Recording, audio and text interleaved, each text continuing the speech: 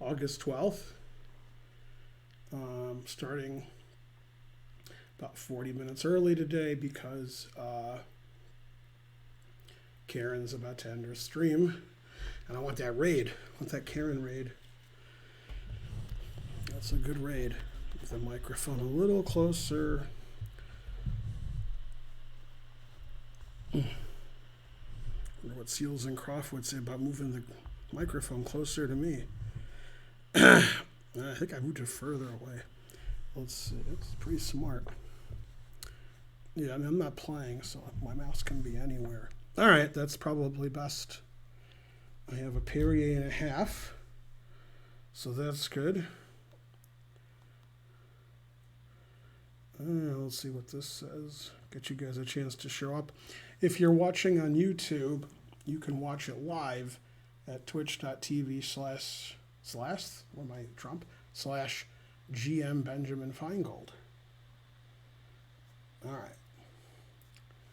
You guys have been notified. Hello. Now, if I refresh, will it get away the mute? Let's see. No, I'd kept the mute that time. It did it for like a week. I would refresh and the mute would go away and I have to mute it again. I have to refresh to see how many viewers I have and to see if a train has started. Otherwise, I'll never know how many viewers I had unless I type in exclaim stats. And then I won't know if a train is happening. Yeah. Well, you have to remember titles can be anything. WCM and, stuff like that. Class D. So there could be lots of titles. So forth. You were almost first. Well, no, there were several people before you. You weren't anywhere close to first. So you should be happy.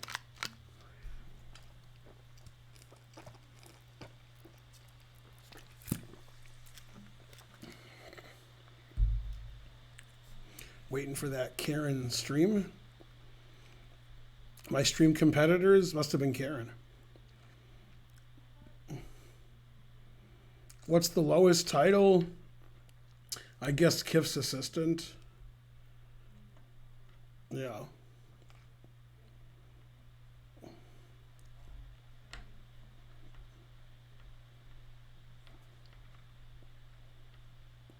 Trump said something funny today. He kept saying it too. That's why it was funny. He said fatalities instead of fatalities. That was very funny. Then he kept saying it. So he must think that's how it's pronounced. And then he said Stormy Daniels had some big fatalities. And I was like, yeah. So I guess he knew what he was saying.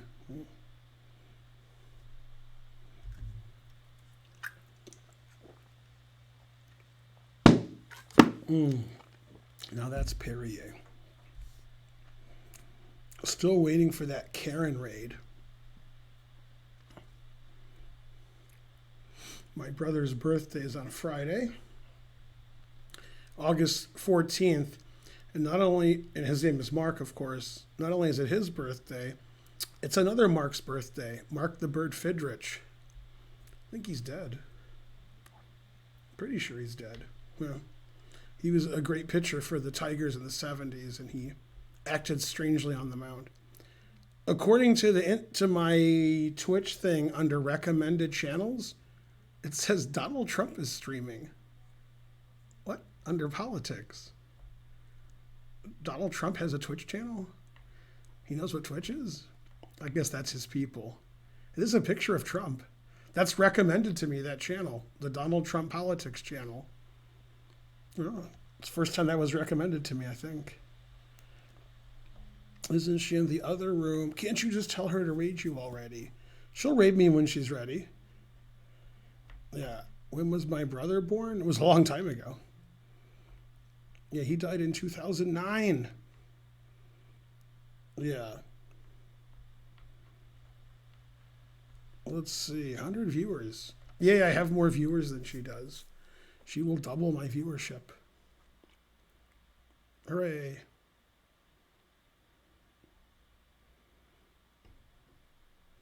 Just so excited about, Kamala being the president soon. I'm just exhausted.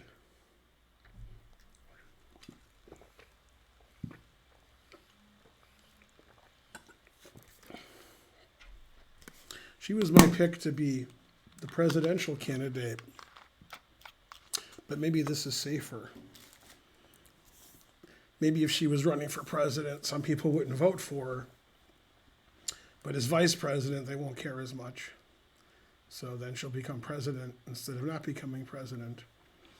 Biden, I guess he'll be president until about 2022, and then he'll probably be too ill and offer a draw.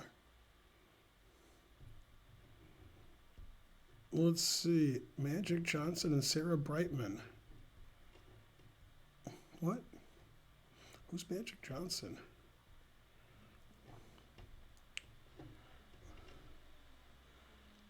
I can hear Karen wrapping it up. I gave her the wrap it up button. So it sounds like she's wrapping it up. Yeah, I think it's a stripper name. That's right. I agree. Hey, the Donald Trump channel is not recommended to me anymore. It changed.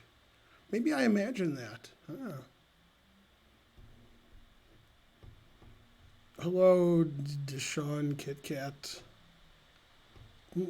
Are you banned yet? Oh, you're a moderator. That's hard to understand. Let's see.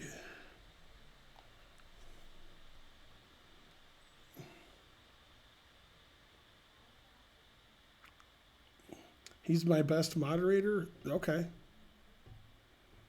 Do you play on Title Tuesday sometimes? They don't have Title Tuesday anymore. So I do not. And if they did have it, I would not. That's me. Yeah, it's you are Deshaun, so it's yours, Y-O-U apostrophe R-E. Yay, Karen rated. Hooray. Finally. Doubling my number of viewers. Go, Karen. But stay there. Okay, I guess we can start what we were going to talk about. Mr. Popezilla subscribed. Hooray. They still have Title Tuesday. They do not. Title Tuesday hasn't existed in over 2 months. So I don't know. Maybe there's a Title Tuesday on some others, like on Lead Chess or Chess24, but not on chess.com. Now, they got rid of that about 2 months ago. So, but you guys have a good imagination. That's what matters. Yeah. What's the best opening I should play for black? Let's see, there's a Kamala Harris joke in there somewhere. I don't know. Nope, there hasn't been Title Tuesday for 2 months. But keep imagining that there is.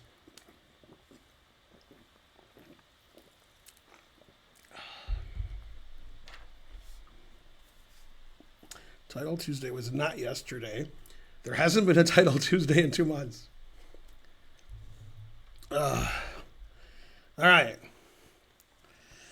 Speed Chess Grand Prix. Now you're talking. Yeah, no, he did not do Title Tuesday this week because there's no more Title Tuesday. So nobody's done Title Tuesday for months. However, there's another tournament called something else. And that's, probably what you're talking about. You guys are just confused. Best opening against E4 for black. Again, there's some joke there I'm not saying. Yeah. All right. So there is Title Tuesday. No, there is not. All right. I don't play the Chigorin. All right, what's a ban the words Title Tuesday, since you guys are all confused? Yeah. All right. So we're going to look at games that I played in rated play, slow rated play. I have to figure out how to leave. I did it. I left OBS. So these are games that I played in rated chess, over the board when that still existed, and against titled players, IMs and GMs that were very long. And that way, we can look at fewer games and kill more time. And I'll tell you some stories about the games. So this game was played A long time ago. Right, Karen? Yeah. Karen says yes. March 31st, 2002 in Foxwoods. And I remember it was the last round. And there was a funny discussion at the end of the game with me and my opponent. Yeah. Let's see. Let's see. 1,000 centidues. Not only did Nicola donate the most, but he also started the train. Go, Nicola, but stay there. Nicola's a VIP, and he's a 12-month subscriber, and he has badges, and he's a bits leader, and he don't need no stinking badges. Wow. And he knows there's no more Title Tuesday. That's the best part of Nicola.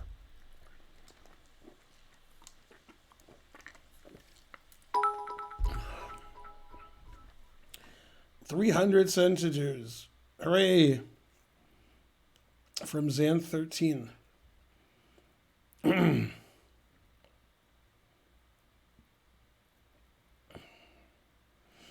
right. So I had the white pieces.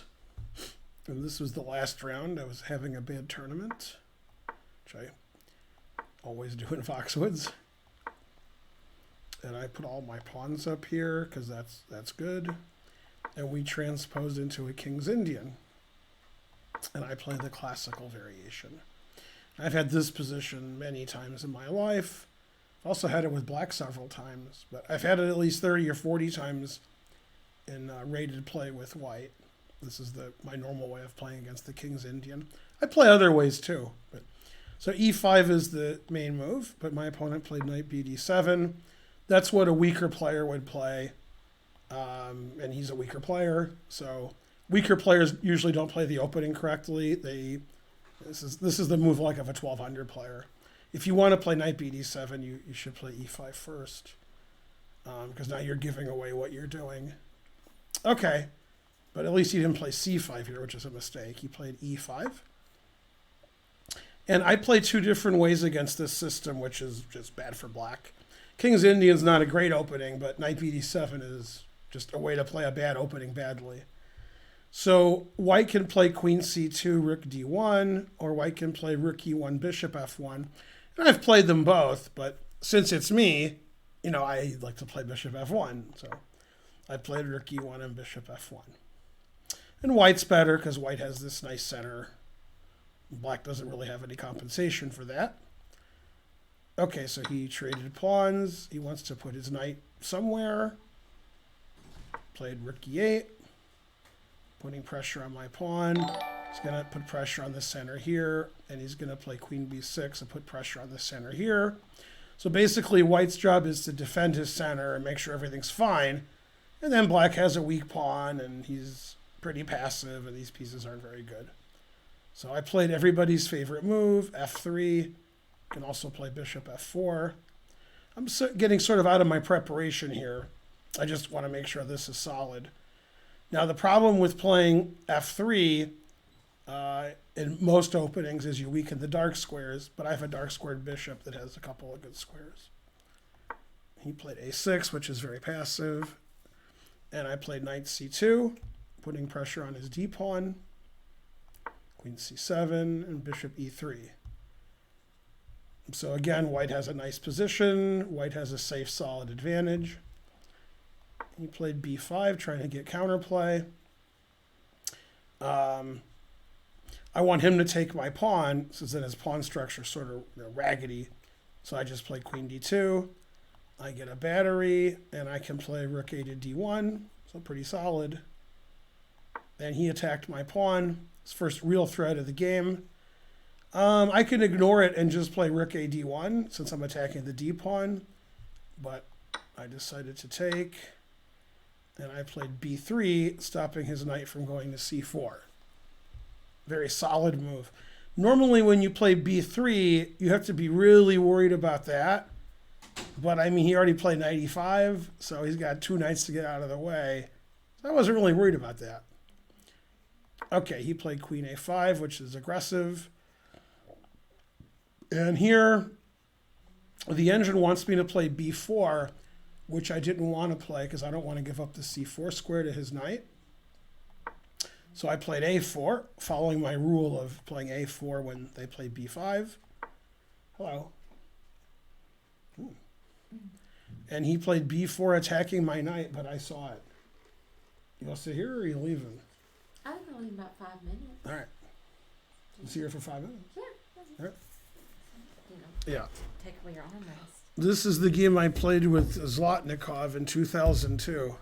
He's old Soviet school, very old. All right, so I saw my knight was hanging.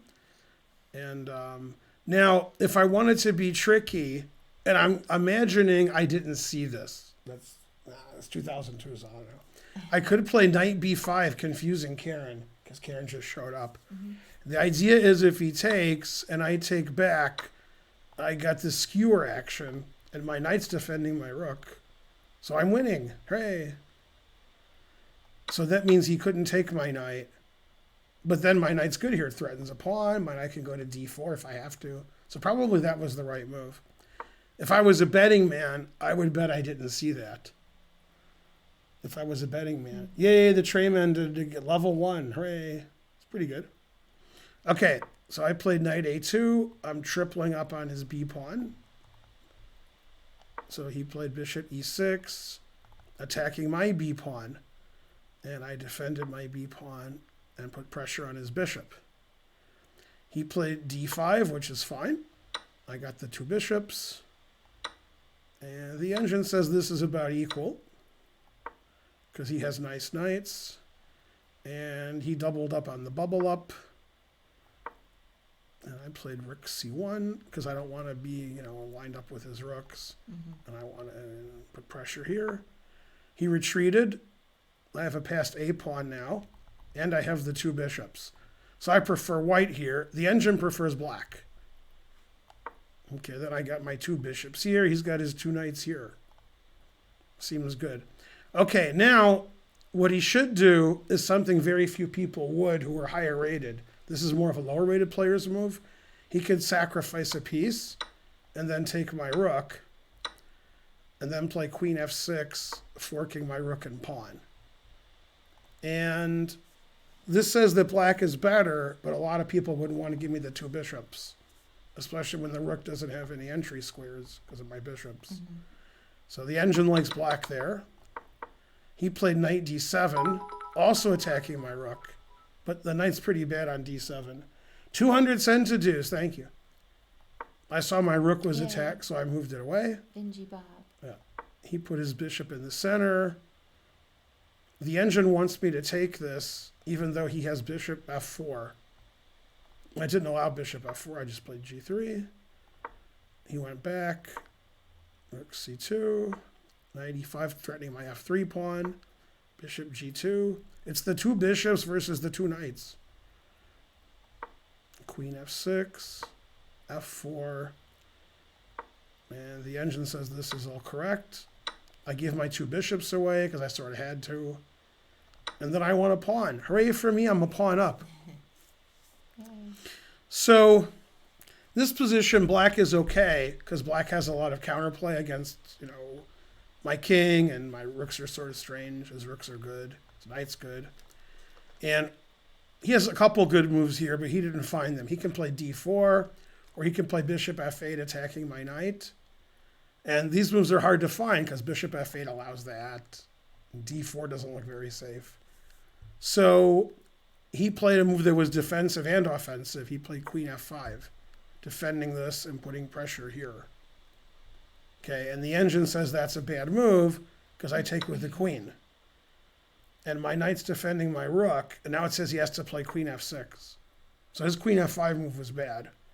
And he was in time trouble here because we're on move 32. Okay, I played rook f1, keeping everything safe. I'm still up 2 pawns. He's trying to make some threats. Trying is the first step to failure. If he checks me here, my king is, probably safe on h3, I'm guessing. Check. King h3. Yeah, it's hard for him to get at me. He could check here, and then queen g2. I'm up 2 connected passed pawns. His bishop's hanging, queen's hanging. So he didn't play queen g1. He was in time trouble too. He played bishop c3. See that fork? Mm-hmm. Scary. But then I played rook d1 attacking his queen. And he checked me. I moved my king. His queen still attacked. And I played queen c4. The engine wants me to play rook takes, but he would play queen takes, obviously. All right. And we have an ending where everything's the same, but I have 2 connected passed pawns. I gave up my b pawn, and I have my rook behind my passed pawn, right? Mm-hmm. Okay. And I pushed it. He stopped me. I played rook a2, so my king could go back over here. He can't check me on the 7th rank because my rook's defending that. So my rook's defending this pawn, my rook's defending this pawn, and my rook stops all the checks. So now I can walk my king over. And his rook can't move. So the engine says I'm winning. And I move my king over. Move my king up. 1 second. See, there goes my king. Yay. I think it's a knot. Yeah. And then here he resigned because if he plays king to d8, I play g6, and he can't take that because I'm mate. And then if he doesn't take it, I'm, queening it. Mm-hmm. And king f8 is the same. I play g6, and he loses because this pawn's too good. You can see the engine evaluation. Okay, so you weren't here, but I told them, and they forgot. I told them there was a story at the end of this game. Mm-hmm. I don't want to tell them then. It's funnier now. When the game ended, he said, I was completely winning and you're the luckiest and all that. Now, when I lived in Europe from 88 to 92, and this game was played in 2002, I was playing in a tournament and also playing in the tournament who traveled there were Vladimir Epeshin, Vlastimil Jansa, and Alexander Golden. And we sort of hung out. And miniature golf was very funny, by the way. Very funny. Okay. Anyway, Vlastimil Jansa told me a funny story. He was playing somebody, and Jansa won. And when the game ended, the guy gave the same speech Zlotnikov gave. I was completely winning, and you were lucky, and rawr. And Jansa said, when the guy said that, he said, I agree. And the guy got really mad. And the guy's like, no, wait, let's look at it. So I told Zlotnikov, I agree. And then Zlotnikov didn't know what to do, right? I mean, like the last 25 moves of the game, he was lost and I won. The first 20 moves of the game was slightly better. Then like the middle 20 moves, he was slightly better. So I just said, yeah, I agree. And then he didn't know what to do. So he didn't do anything. He sat there confused. So, and I left and I drive home from Foxwoods all night. Far drive. Lauren JW28 Kerpitch, 500 centidues. That's a long name. Yeah, that's a pretty long name. I'll try again. Anyway, if you're ever playing someone and they're like, I was beating you and you're the worst, just say, I agree. And then see what happens. It shuts it down. Well, I'm going to go home and play ping pong now. I agree. You agree? Also, let's all get drunk and play ping pong. What cartoon? I'm not going to know. Simpsons. That's the Stonecutter episode. The funniest thing in the Stonecutter episode, they're like a secret illegal organization, is Homer has some birthmark which shows that he's the chosen one. And before he's the chosen one, they really hate him. So they kick him out of the Stonecutters by attaching the stone of shame. So they attach a stone to him, and it's like a huge boulder, and he has to walk naked with it because they kick him out. Then they see when he's naked, he has this birthmark, and he's like the chosen one. Then they say, release the stone of shame, attach the stone of victory. And it's like the same stone. He still has to walk with him, but it's the stone of victory. Yeah. And then they have a song about their organization. And one of the lines is, who makes Steve Gutenberg a star? We do. Whenever something happens, they did it. Something that makes no sense. So Steve Gutenberg being a star is because of the Stonecutters. Now you know. He's your favorite actor? No. Correct. I don't even know what he's been in. That's right. That's good. Yeah. When the episode came out, you might have known what he'd been in, but now it's been 30 years. Maybe I would have heard it. Admiral Gorlock gave 300 centidues.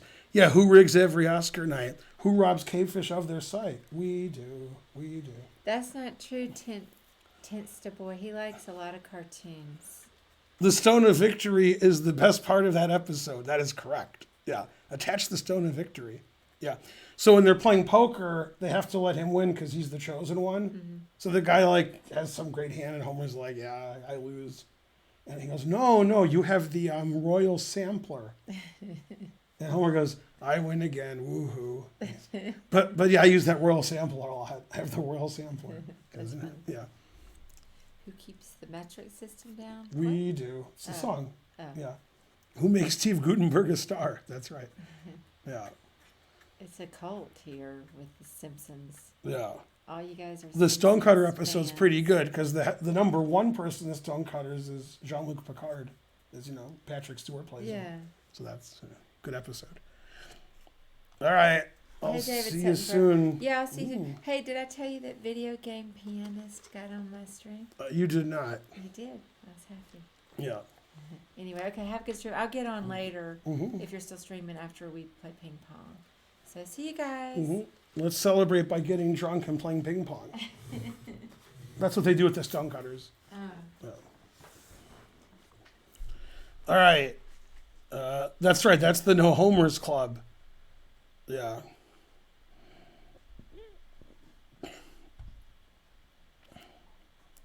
You guys know the Stonecutters. That's right. That is a good episode. Okay, so that was the first game. I never realized how much the engine does not like my position between moves 20 and 40. The engine liked his position. And the first time the engine really, really hates his position is here when he plays Queen F5 and then I take and he goes back. That's no good. What's that all about? So he's losing after that, but here he is fine if he doesn't play Queen F5. Queen F5 is a weird move because I took and then he went back. What kind of move is that? What? All right, well, I guess sometimes it was probably time trouble. That's got to guess something. All right. The next game was very funny because every game that I play, I have a story. So usually I don't have a lot of stories. I'm like, yeah, play game, game's over. Okay. So the story of this game is the time control was like 30 and 90 and then game 30 and there was a 5-second increment. And it was a round robin norm tournament in Chicago. And there were 2 rounds a day. And this game went so long, they just started the next round while we were playing. And then when our game ended, the arbiter said we had 30 minutes to start our next game, to show up. So we drove together and went to a Panera Bread, I think. And I had never been to a Panera Bread. I think it was a Panera Bread. And then it was, we were fast and then we got back. But yeah, that was in 2005. And I believe I got my second GM norm at this tournament. My first GM norm was the 2002 World Open. I think it was this tournament. Yeah. Yeah, did I say Panera? If I said Panera, I didn't mean that. What's that terrible place where everybody dies and then they say it's really healthy for you? It's owned by McDonald's. I don't know their name. They're like a burrito place. Chipotle, that's it. Yeah, that was my first time to a Chipotle. Yeah, and then I probably didn't go to Chipotle again for like 20 years. Yeah. Yeah, sorry, Panera is also terrible, but I meant Chipotle. I'd never been to a Chipotle before. Yeah.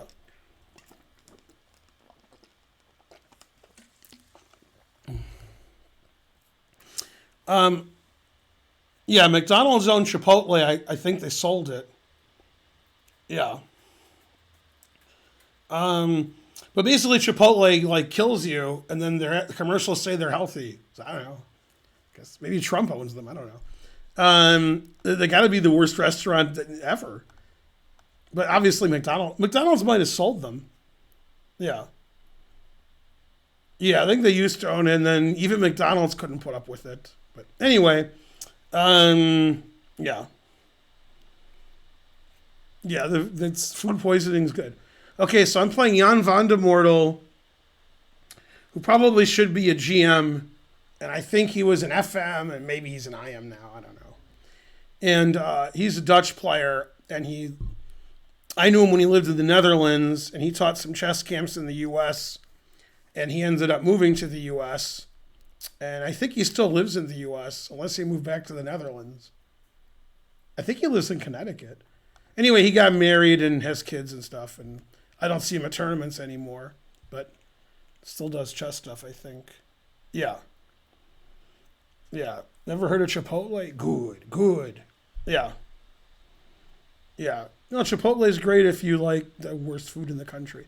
Okay, so I'm black against Van de Mortel, and he plays his secret illegal knight c3 and bishop f4. I don't know that.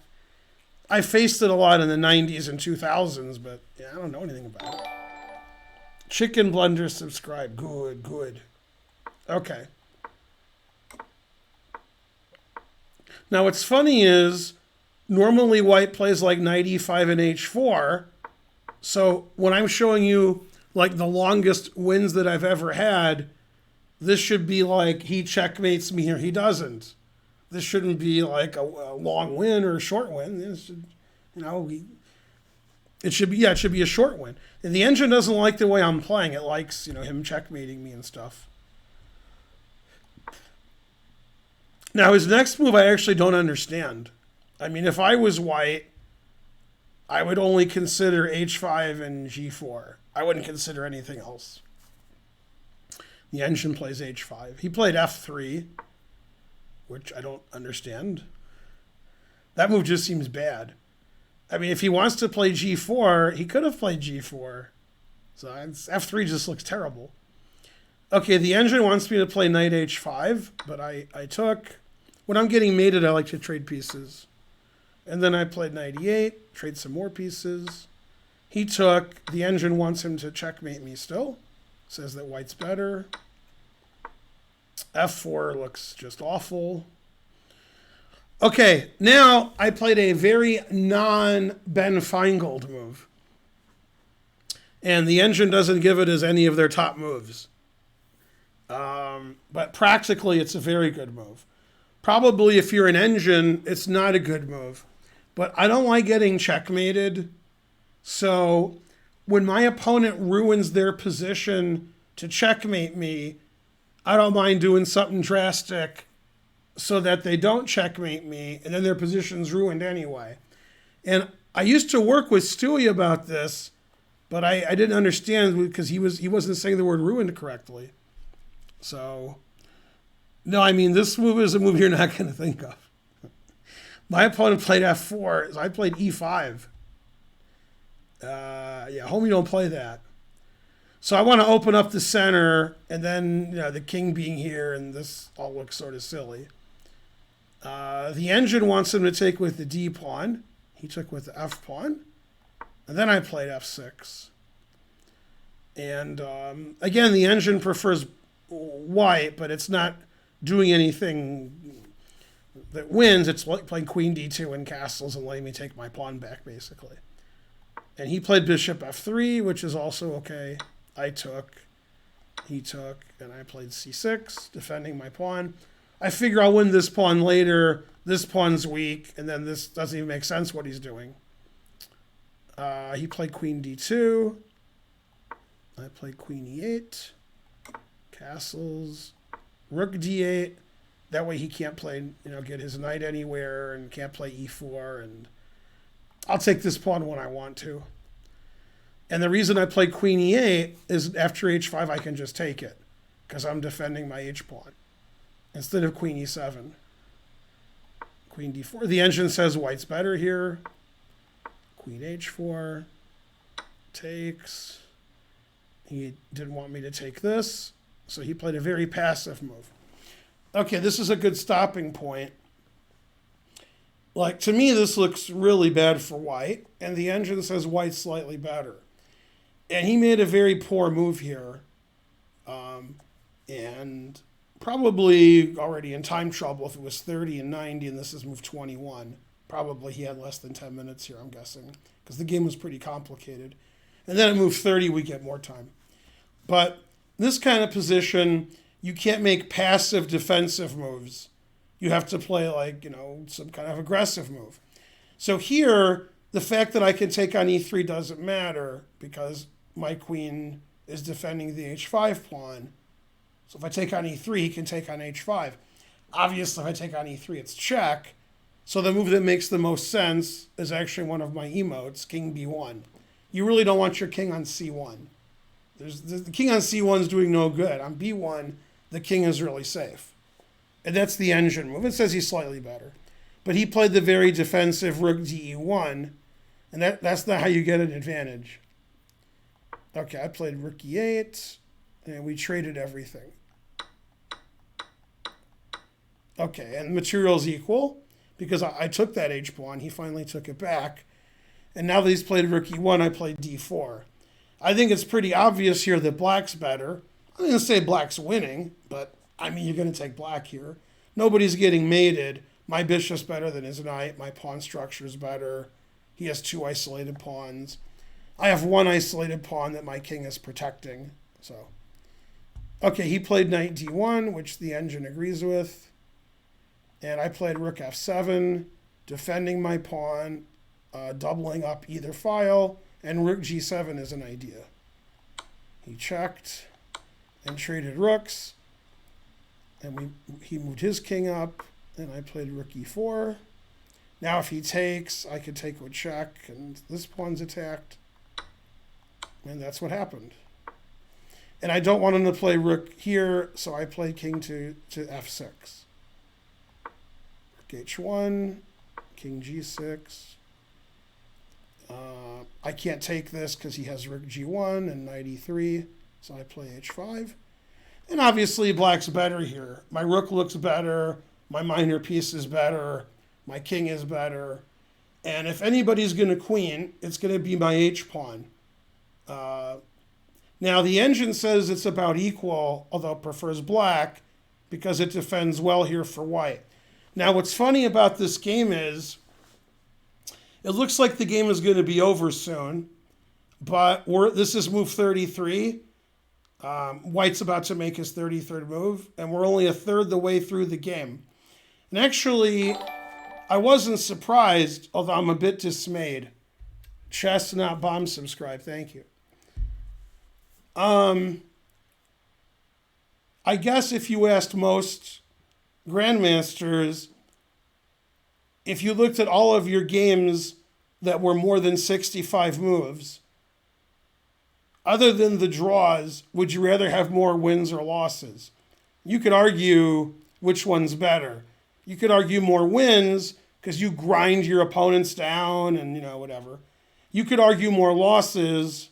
That's the argument I'm going to make because that's the way it is. Because you're very hard to beat. And if somebody does beat you, it takes them 90 moves. And I actually feel that way about myself when I was good between the ages of, let's say, 22 and 42. If I lost, you didn't beat me in 10, 20 moves. You beat me in 60, 70, 80 moves, and it was hard. That's the way I felt about myself. And the difference with me winning long games against good players and not as good players is I win a lot of games in a lot of moves against low-rated players because of my style, which is to not do very much and not blunder and wait for their blunder. And if their blunder comes at move 60, that's fine. I don't care. And that style against players of my own rating leads to a lot of draws. So most of my games that are over 60 moves are draws, probably 80%. And I didn't find a lot of wins where I played somebody my own rating and won in a lot of moves. They're not even my own rating, they're slightly worse, but not 1,800 players. Okay, So he played knight e3. I put it in h. He played passively again. Bishop c8, one of my favorite moves. Move my king up.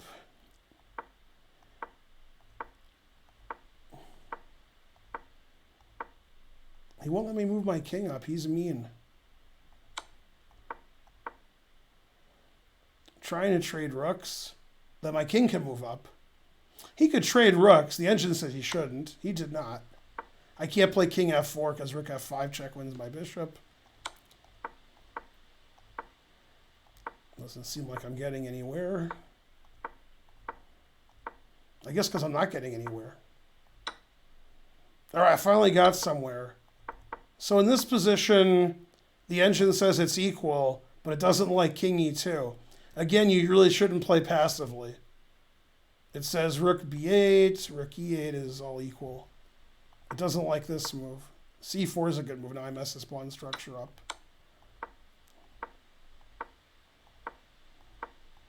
You can see he has isolated pawns everywhere.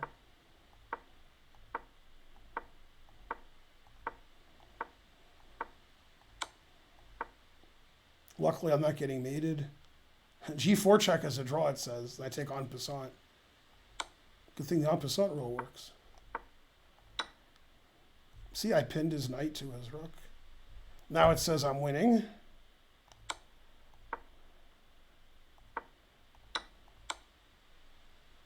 It doesn't like bishop takes knight?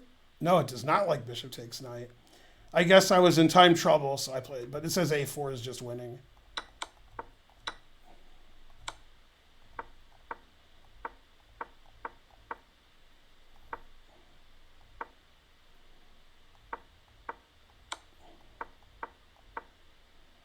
Now if he takes, I check, and win his rook.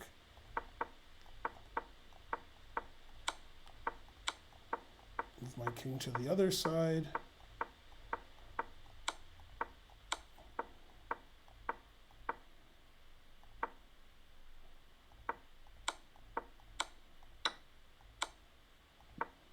So in this position, he's playing for stalemate. So that's why he played king a1. Now he wants to check me forever in stalemate. And it's pretty on the ball of me to realize that's what he's doing. And I look out for stalemate a lot. I try to play for stalemate when I'm dead lost. So if I play something like this, that's a draw. He just checks me forever on the C file. I can't take his rook because it's stalemate. So I unstalemate him. All right, and then I'm going to play here and here and here. Okay, and he resigned because there's no stalemate. And that game was 92 moves of me having a worse position, then an equal position, and then much better, then equal, then better, and then eventually I won. And that game went forever because, now that I think of it, I think we had a 30-second increment. Does that make any sense? Yeah. I think we had a 30-second increment. I think that's why the game took so long. That game took like 7 hours. So I think that's why the next round had already started. See, in a Swiss tournament, back in the 70s, 80s, and 90s, if you had a round that was going to start and a game was going on, you either started the round really late or you adjourned the game and you paired it based on whatever result you thought was going to happen, and then you played it later. But this was a round robin, and there's no adjournments anymore. And I guess the pairings are already known. So people who were paired were just playing, and our opponents for the next round just had to wait for us. That's all. I mean, that's not our fault. That's the organizer should put the rounds further apart. If you have a 30-second increment, FIDE time control, then you should have a game 90. You shouldn't have 30 and 90, then game 30. Because then the game, 2 games a day, that's 1 game a day, okay, but not 2 games a day. Yeah. So that game I was pretty lucky to win, but I basically outlasted my opponent. Like, the game just went on and on and on and on until he got tired in the middle game. And when the game ended, we don't want to play anymore. We want to like go to sleep. And we have to go eat and then go play our next game. Otherwise, we can't eat. Now, another tournament in Chicago that I think was also 2005. Yeah, it was also I think. I played a 6-hour game that was a draw, and then the next round was starting, and I didn't eat, and I played another 6-hour game that was a draw. So that was my whole day. And I remember my friend, who's from Chicago, but he was living somewhere else, like Texas. He lives in Texas now. And he was visiting his family in Chicago, so he was there, and he came to the tournament to watch, and he's like, yeah, I'm going to watch, and then we're going to go eat, and then I'm going to go fly to Texas or whatever. And during my first game, he fell asleep in the tournament room. He was like, and then like when he woke up, he's like, I gotta go get my flight. So we didn't get to do my games were fascinating. Yeah, the truth hurts. Anyway, that's the way I win a lot of games against lower rated players. When I was a better player, is the game would just go on and on and on until they made a mistake. I didn't get any advantage, just, keep playing. And, against people that are higher rated than me, that's not going to work usually. For winning, it's okay for drawing. But it wasn't like I was overpowering them. Yeah. I think this was 30-90 and then game 30, and then there was a 30-second increment. Yeah, why did he play A3 earlier? I don't remember him playing A3. Let's see. You're claiming he played A3? Oh, yeah, there you go.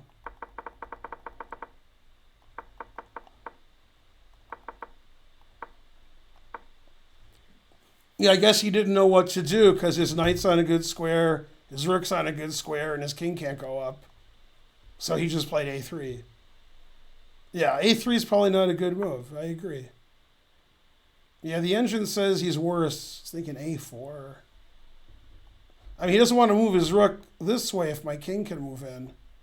So his pieces are pretty well placed. He's just worse here. It's a draw, but he has a worse position. Yeah. And this is the longest game coming up. This was actually my first time playing this time control. This was the same time control. 30 and 90, game 30 with a 30-second increment. And my recollection of this game, which may or may not be true. In fact, I didn't do what I wanted to do. I told myself I was going to do it. So I'm going to go back and do it now. I wanted to do this every stream, and I always forget as I'm streaming. So I'm going to do it now. I want to analyze my games with the report and see, how badly I played when I was, a good player. This is the first game I looked at with Zlotnikov, the one that went forever. And just based on what the engine said, I guess I didn't play very well. Okay, report. Depth 99. 99. All right. And then you guys can see it? I have it on report. Why can't you guys see it? Huh. I wonder what I did wrong. Let me see. It's on report. Oh, I know what I did wrong. I know what I did wrong. I have this thing on.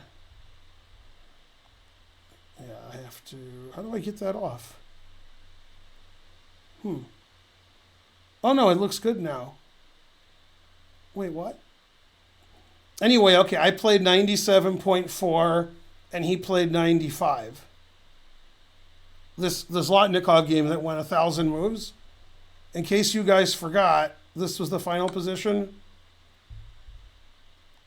Okay, I played 97.4. He played 95. That's better than I thought we both played. So I'm impressed. Okay, I'm impressed with myself. Yay. Now the game we just looked at, which was even longer. And then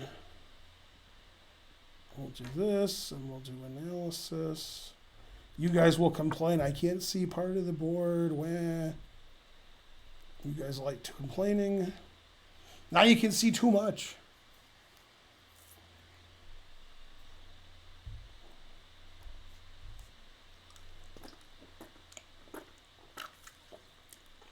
This is the game I just looked at with you guys, where I won 1,000 moves in the rook ending.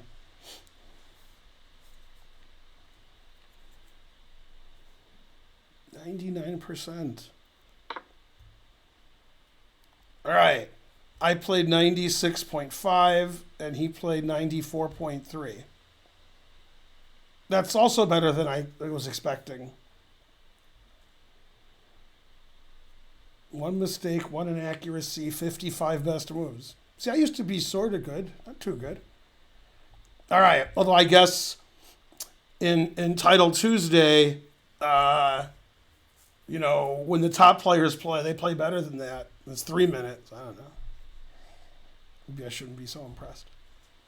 All right. Now we'll get to the third game against Dean Ippolito, the Dean of American Chess, except for one thing.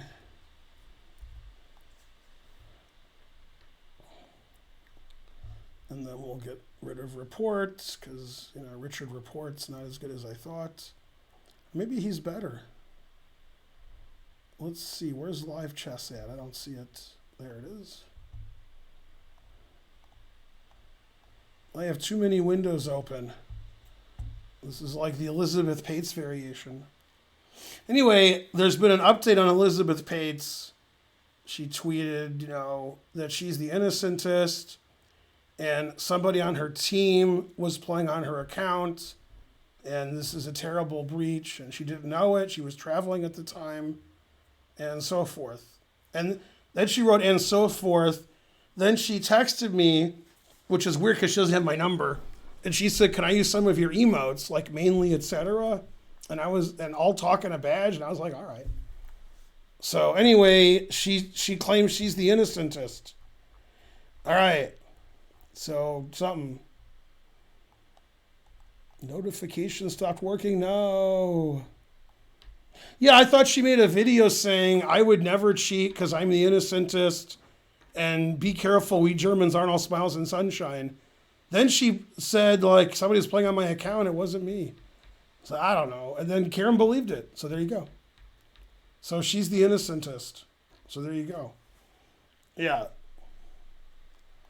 You saw that video. I didn't see the video. I just saw the thing she posted on Twitter saying somebody else was playing on her account. Yeah, she's from the land of chocolate. That's correct. Yeah. So I don't know. Yeah. Yeah, she apologized that she let people she trusted use her account, you know, like her social media team. Anyway, it's all lies, but they're entertaining lies. And in the end, isn't that the real truth? The answer is no. All right. I've never been accused of cheating because none of my moves ever make any sense. So most of the accusations are, how are you a grandmaster? I don't understand it. Why, you know, what's wrong with you? And then that's what I usually get. I never get, wow, you play great. I never hear that. All right. That's right. I made some arrows. I don't cheat. That's right. Who was bird watching? Someone hacked her. That's right. That is funny. Yeah. All right. So I'm white against Ippolito. QGD. Bonarici wanted to see the QGD, so he's happy. Sometimes I take and sometimes I play here. I used to only play here. Now I only take. But this game was played a long time ago. It was played a long time ago. This is in 2009. In one of the Spice Cups. All right, so I played this variation. I've had white and black in this variation. You can play C6 or C5. Some of the World Championship match games with Karpov and Kasparov had C5. Nigel likes to play C6. And white's slightly better, marginally better. Very boring game. Exactly. Yeah, the engine says I'm better here. Big money, stop, no whammies. $10. Laughing and learning. Glad to catch you. Yay. Thanks, white man on drugs. You're the best. Okay, so my opponent, quote unquote, sacrificed his pawn, so I took it. Yeah, the engine says I'm doing great here. It says I'm +1 something. It likes every move I made. It says queen d3 is good. It says e takes d4 is good. It says knight f3 is good. Yeah, it says I'm up 0.37 though. I was up more and I played all the engine moves. Yeah, these are all the engine moves. Every move I played is the engine move, and now it says it's about equal. What? What did I do wrong? Every move I play is the first engine move, and it went from like +1 to equal. Oh well, I tried and I failed miserably. So it's equal material, but obviously white looks better here. Okay, g3. Every move I've played is the #1 engine move so far. He's not playing bad either. Queen d2 is the #1 engine move. Okay, so this is move 31, and now we played the rest of the game on increment, 30-second increment, and we had no time. At no point in the next 60 moves did we have more than 5 minutes, and often we had less than 1 minute. So this was 60 moves of time trouble. And we were in time trouble before move 30. So, yeah. In fact, this might have been game 90, increment 30 now that I think of it. I don't think it was 30 and 90, game 30. This was game 90, increment 30. So I think on move 25, we were in time trouble, and we were getting 30 seconds a move, and I think that was until the game ended. Yeah, it says these moves are all good. It says white slightly better.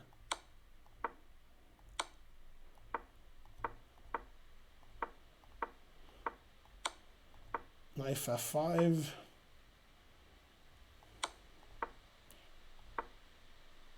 It says that's a mistake. It says queen e2 is a draw.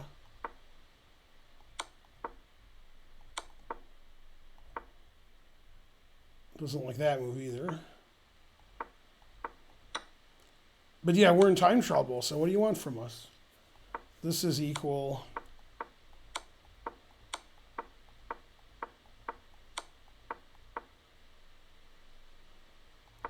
Why did he play f5?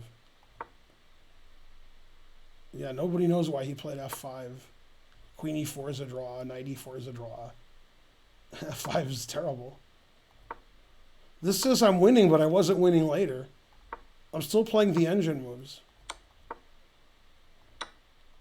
No, it says it's equal, and I played all the engine moves. Damn. Now it says I'm winning again. Always repeat.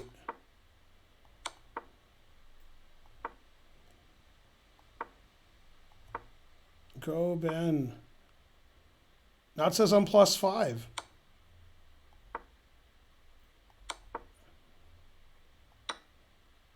Doesn't like queen takes b6. It says queen c6 check was winning. Now it says I'm better.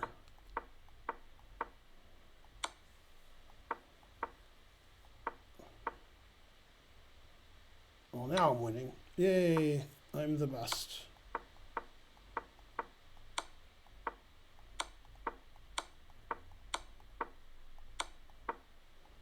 Always repeat.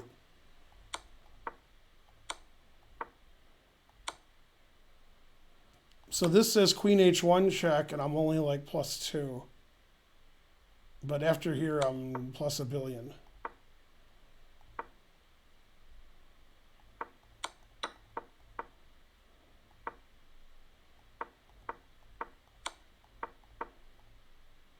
Knight b6, and then he resigned. Yeah, that was like the other games. I wasn't really much better. But I don't understand that game. It seemed like I was better, and then I played like 30 engine moves in a row, and then it was equal. So that would mean, if the engine is correct, which it's not, that was a really good game. Like it's going to say we both played like 98. And then, the last 20 moves when he... And that was the craziest game I ever played, time trouble-wise. Because this was when the FIDE time control started taking over the US, the US had increment or no increment and no delay. They had delay and no increment. They had 40 moves in 2 hours, then 20 moves in 1 hour. This tournament was game 90, increment 30.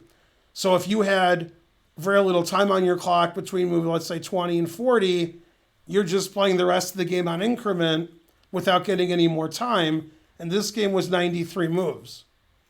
So that means for over 65 moves, we had less than 5 minutes and we're just moving, in 30 seconds. And there's no bathroom break.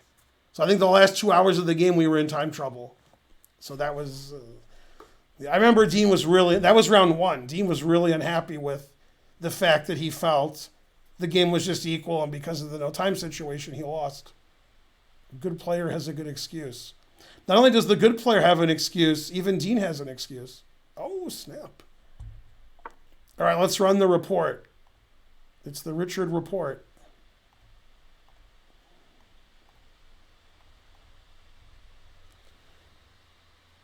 Yeah, that was...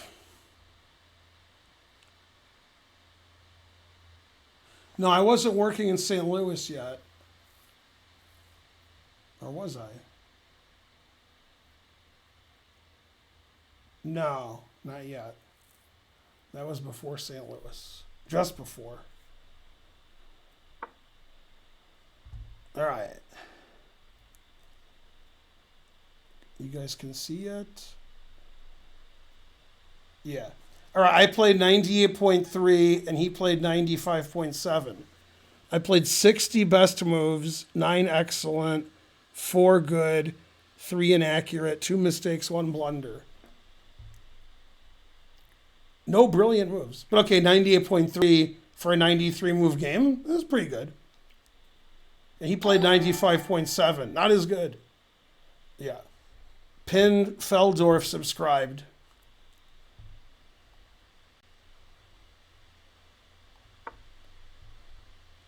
You see, the engine thinks this is equal, like this position. And after C5, it says I'm up 0.73. And then best, best, best, best, best, best, best, best, best, best, best, best, excellent. It says knight C2 is a little bit better than knight here, I guess, because then the knight can go to E3 and F5 easier. But it says it's about equal. Because these moves are all best. That was excellent also, not best. Yeah, so I mean, this is like a really high-level game that should end in a draw.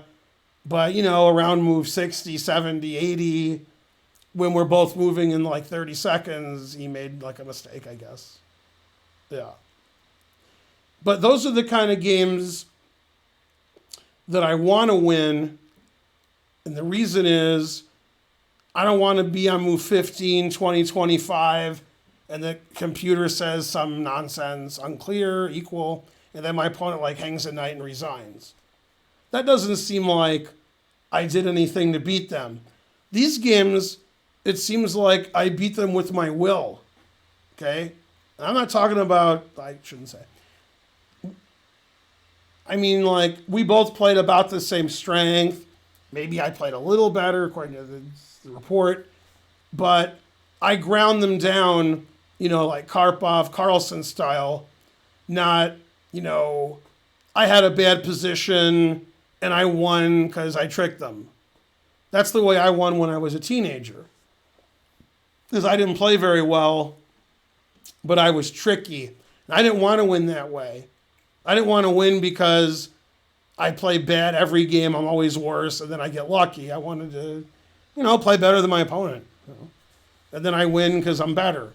And I have a lot of games where, the engine says it's about equal, the game goes on and on and on, and eventually I win, sort of like Magnus does, except not at the same level. But, you see the idea. Yeah. I can't win like Kasparov and Fischer did, where they just ran over their opponents. By the way, I highly recommend,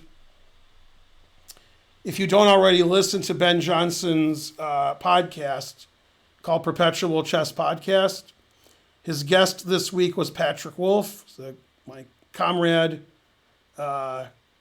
We played in juniors together. We went to England together. We went, shopping in San Francisco. I mean, not really, but we, played a lot of tournaments. I stayed at his place in Massachusetts once for a junior before the tournament. And, we were good friends. And you have a really long podcast, an hour and a half. Usually the podcasts are about an hour and 10 minutes. And he talked a lot about, chess in the 90s and, him hanging out with Anand and working with him and, the stuff that he does now with, hedge funds and finance. And he had some really unusual ideas that Dave Vest has. So Dave Vest has to listen to that, to tell Karen about that. And what's funny is he says the opposite of what almost everybody says about computers. And it's not clear that he's wrong. His view is very interesting. And I'll tell you what I mean. When people watch St. Louis Chess Club and Chess 24, I'm not going to include, Hikaru's channel because that's just silliness. But Hikaru's a good analyst, but the people on his channel are not really chess players. But anyway, when people are chess players like the St. Louis people and the Chess 24 people and Hikaru, for example, when they're analyzing, Patrick Wolf is like, this is like watching chess from the 80s, that kind of analysis, when it doesn't have to be that way. And he doesn't understand why it's not the opposite way, which is the way you guys don't like. And here's what I mean. The main complaint about Maurice Ashley's analysis is he's just regurgitating the engine and he's making Yasser look not like Yasser. Yasser's like, what about this? And Ashley's like, white has mate in 10, and you like white, but it says black's winning. And then you guys complain because you guys like Yasser. And so you're like, Maurice is making Yasser look bad, but it's not fair because Maurice is using the engine. Okay. And Wolf says the opposite. He's like, we have these engines that tell us what the right move is, and we shouldn't be doing analysis where Peter Lako and Peter Svidler and Yasser and Jan Gustafsson and whatnot, Hikaru, are saying things that may or may not be true when we already know what's true. Turn the engine on, and that's true. It says what we should do is have the engines on all the time, and we ask questions to the audience, and he said there could even be betting. So let's say there's 10 legal moves, 2 of them are completely winning, 3 of them are equal, and 5 of them lose. And now, is Carlsen going to play the winning move, and you can bet on it? Okay, that's what he wants to happen. And instead of like Lako going blah, blah, blah, blah, blah, then you turn the engine on and you see whether Lako is right or not. Just have the engine on. Okay. Now, when I do analysis, I usually have the engine on and I tell you what I think, and then I tell you why it's wrong. And then I tell you like what I thought at the time. So for example, if I'm showing you a game I played in 1995, I'm like, I thought this and I thought this, and the engine says I'm an idiot. And Patrick doesn't understand if we have perfect information virtually, the engines will get better, he says. Why are we ignoring it? And we're like going, duh, what about here? And then the engine's like ridiculous. Now, of course, yesterday, when I saw Lako doing analysis with Yasser, they're not using an engine. They never do. And in one game, they were just praising Magnus. Magnus is the greatest player ever, and I wish I could play like Magnus. Nobody's as good as Magnus. Wow, these are great ideas. I feel really bad for Ding. And in that game, Ding was just outplaying Magnus, and Ding was better the whole game. Okay. Then Ding made like 7 mistakes in a row and resigned, and made a mouse slip, I think. And they just glossed over that, like that was the normal progression of the game. So what they said about the game was wrong. And they could have just had the engine on, and they could have said, man, if I was playing, I would think black is better, but the engine says white is better. And instead of admitting that they may be wrong, usually they just argue with the engine. The Astro's like, oh, I'll take black. I don't care what the engine says. And then he also espoused in the podcast, the Ben Johnson podcast with Patrick Wolf, that Patrick said every 10 years, the engines get about 400 points better. So like in 1998, this is how good they were. 2008, this is how good. 2018, this is how good. And he says, I don't know if that's ever going to stop. That's something I've wondered. You know, if an engine's 4,000 rated, for example, that means if it scores 9 out of 10 against Magnus and slow chess, it loses rating points. It's supposed to get like 10 out of 10, which I don't think it can do. So I think it can't be 4,000. I think that rating doesn't exist. I think if you took a 3,200 engine today and, you know, in the future there's an engine that's 4,000, I don't see that engine getting 9.5 out of 10 or 10 out of 10 against the engine that's 3,200, if you see what I'm saying. If the 4,000 engine loses rating points to a 3,200 engine, then it's not 4,000. So I don't see them getting a lot better than they are now, maybe just a little better. I don't see any more 400 points a decade like he said. Obviously, if you're starting at 400, the engines in like 1974 were not good. Yeah, damn. So you had a lot. You could go up a lot. So, but anyway, it was a very interesting podcast. I've known Patrick forever, and I've known Ben Johnson for a long time too. You really should listen to the podcast. The guy's name is Ben, and he has really interesting guests, like really good guests. Greg Shahade sometimes, me, Patrick Wolf, Stuart Rachels, lots of grandmasters from Europe, lots of people he had Rex on, you know, the St. Louis Rex, not the Rex who watches this stream. And it's really interesting interviews, a lot of strong grandmasters and so forth and so on. So you learn a lot about a lot of stuff. Anyway, I played 98.3 in a 93 move game, so I will not complain. But it seems like the game was just decided because my opponent was in time trouble and got exhausted. Yeah. And so forth. Yeah. That's not how you spell your. Boo. Yeah.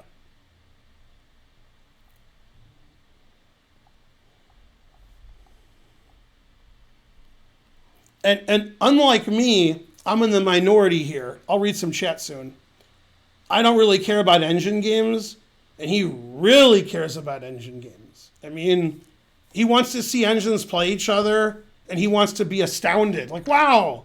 And like, you know, that doesn't, you know. I want to see, you know, Ding play Carlson and be astounded. I don't know why. I'm a human, I don't know. Speciesism. Okay. I'm going to go back in the chat and read 10 minutes of chat. Alpha Zero, time controls, 100 centidues from CJ Gray. Hello. CJ, god damn, it's 3:30 in the morning where you are. Okay. Go CJ. I missed your 100 centidues. You love Spencer, but then you put a sad face. So I'm slightly confused by that. Shouldn't it be a happy face? Yeah. Why is it a sad face? I don't understand. Let's see.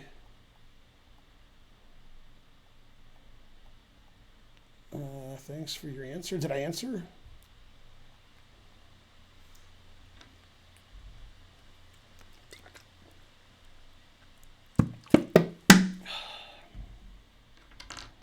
I'm reading the chat, but I'm not getting any... That's right, you have to notate when there's a 30-second increment. Are you a member of FIDE or USCF? Now, you can be a member of USCF, but countries are members of FIDE. FIDE doesn't have people as members, they have your country. And here's what happens, and it happens a lot.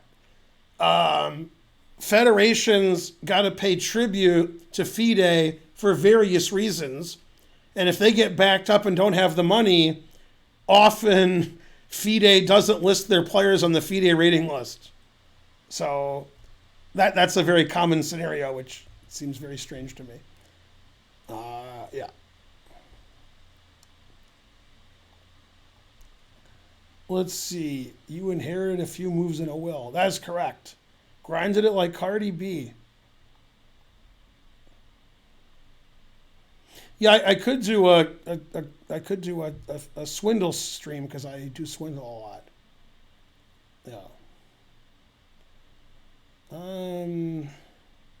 Fide, Yasser and Leiko did a good job. Look, Yasser and Leiko are okay, but what about Tani? All right.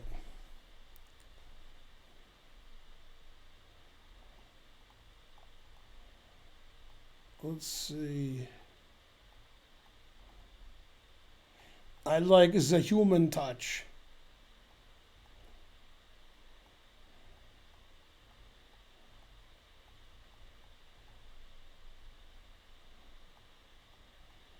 That is a good question, Tensor extension. I will go back for a third time, but most people haven't gone on twice, so they're probably going to do some more podcasts before I go on a third time.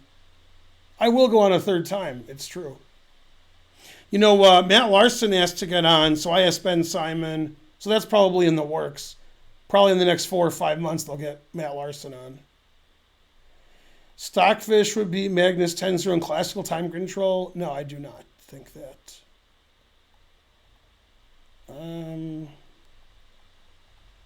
Let's see. All the people. Stockfish. Never gonna beat Stockfish. Never gonna get it. Never gonna get it. It's Karen. The days of yore. That is correct, Mark. Good job. Go over some game I want to go over. Rawr. Joel Benjamin. It's all about the Benjamins. Who do I predict winning this Friday? Whoever wins. Kramnik, Caruana. Spencer left. Nobody beat Stockfish on time. Engine doesn't take a draw. Let's see. I'm reading the chat and not getting any younger. That's right. Tani said Magnus cheats in online blitz. He probably didn't say that. Not saying he doesn't, but right now I'm doing nothing. All right, I'm at the end of the chat. That was a useless waste of time. All right. Don't have GM in my Twitch username. What? Are you a Grandmaster? The winner. What? All right, I didn't understand a lot of that chat. All right, live chess. Back to the lecture at hand. Okay, this is my game from 2013 with Sam Sevian at the Spice Cup. I showed this game to Kamala Harris, and she had me blocked. She said, it's Kamala, not Kamala. And I was like, sorry, God. I mispronounced it, all right? And then, since she didn't want to see my game, I showed this game to Maya Rudolph. Next best thing. And she said, spicy. All right. So this was 7 years ago when I was better and Sevian was worse. It's our only hope. I actually was higher rated than Sevian. At this point. I played E3, an opening taught to me by one of those guys at the Spice Cup. The Brazilian guy, Diamant, yeah. All right, so I'm the boring world of Niels Bohr over here.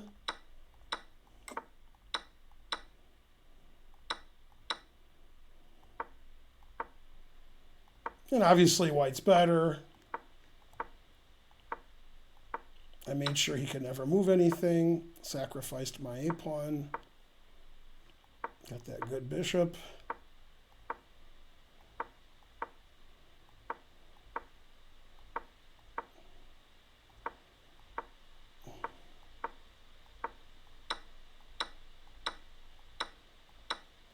you can see this isn't very good. This is one of my favorite games because I tried to win on both sides of the board twice until I finally could break through. So I played rook here to defend my pawn so my king could walk up here. Nigel short style, then he didn't let me. And I said, whatever. And I moved my king to the other side of the board. I played rook a2 so he couldn't check me. And then I attacked his pawn. If he takes and I take with the rook, that rook and pawn ending is winning because he can't defend his pawns. If he plays like takes, king f7, I just go here. Yeah. So he played h5. See, now that he's played h5, now my king can go back here and he can't play h6.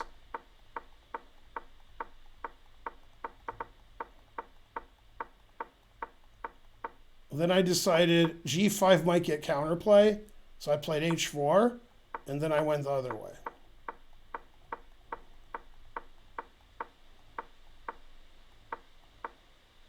Again, if he takes, I take with the rook, and I win all of his pawns, which is what happened, and my king comes in.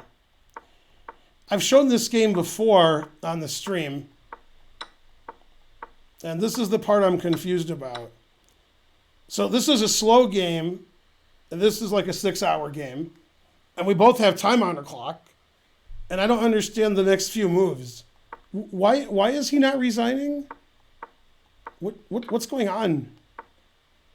I was really confused when he played king f6. Like, we both had more than 20 minutes on the clock. Okay, then he resigned here. I mean, not resigning here is weird. Okay, then he resigned. So that was like my old man, even though it was 7 years ago, I was still an old man. And I don't know, he must have been 12 when that game was played. I think he was clearly better than me when he was 14.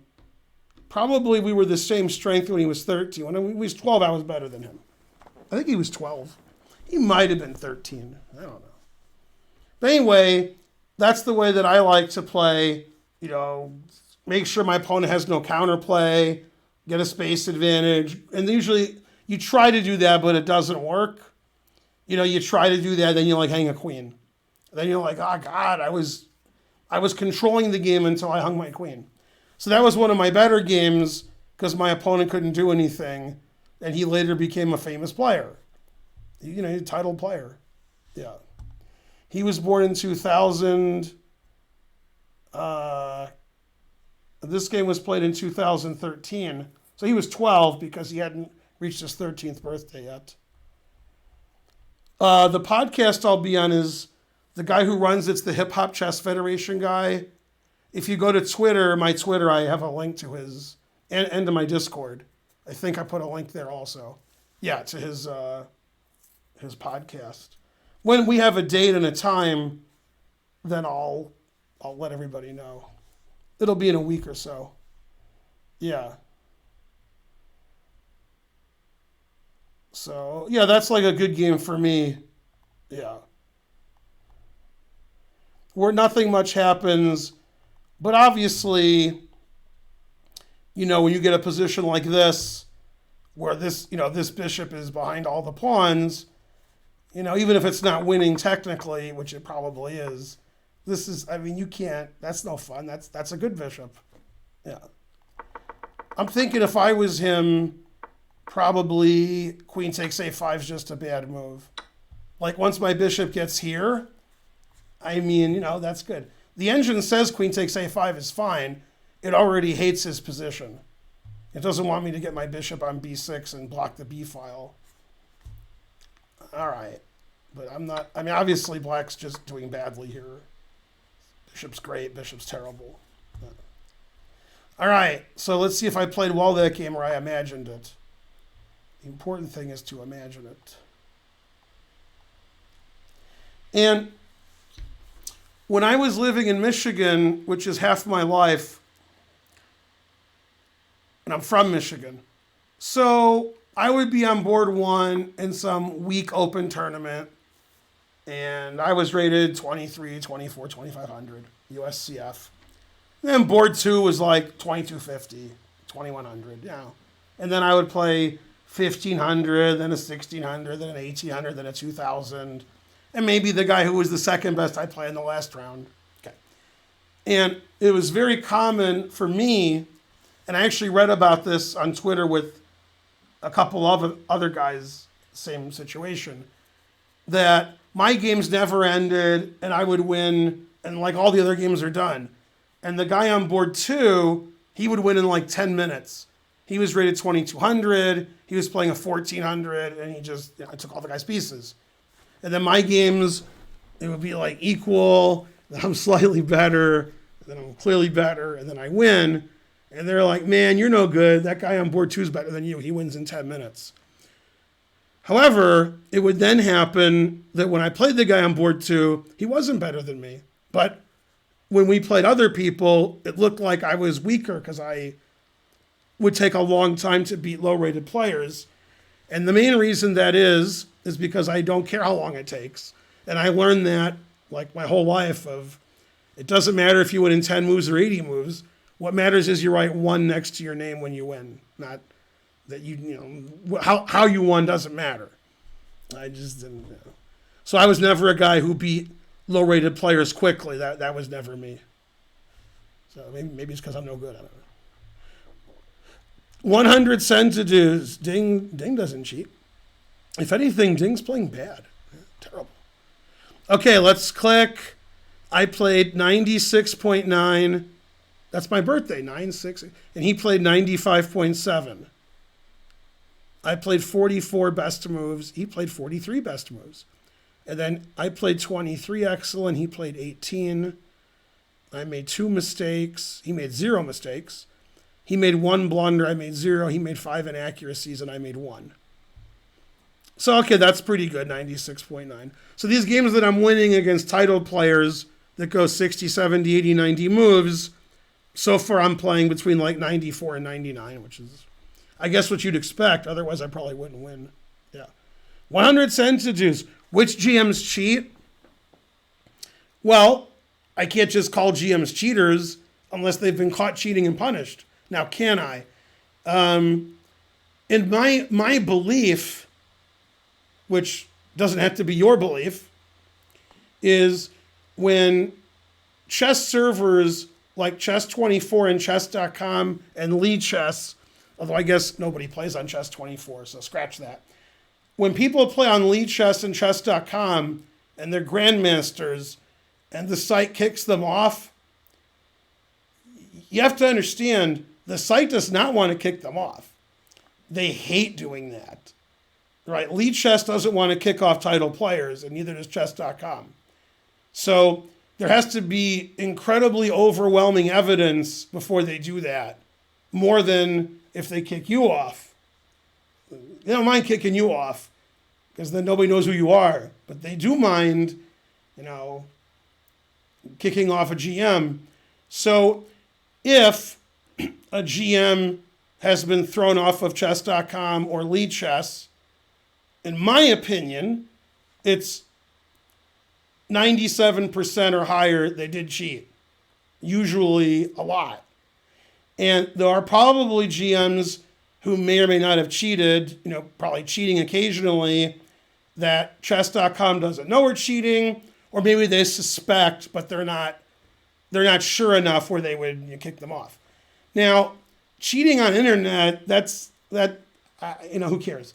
But, in the World Open and the U.S. Championship and the Chicago Open, National Open, Gibraltar, Isle of Man, other monster Swisses with 100 GMs, you can't cheat there, right? When I say you can't cheat there is cheating there.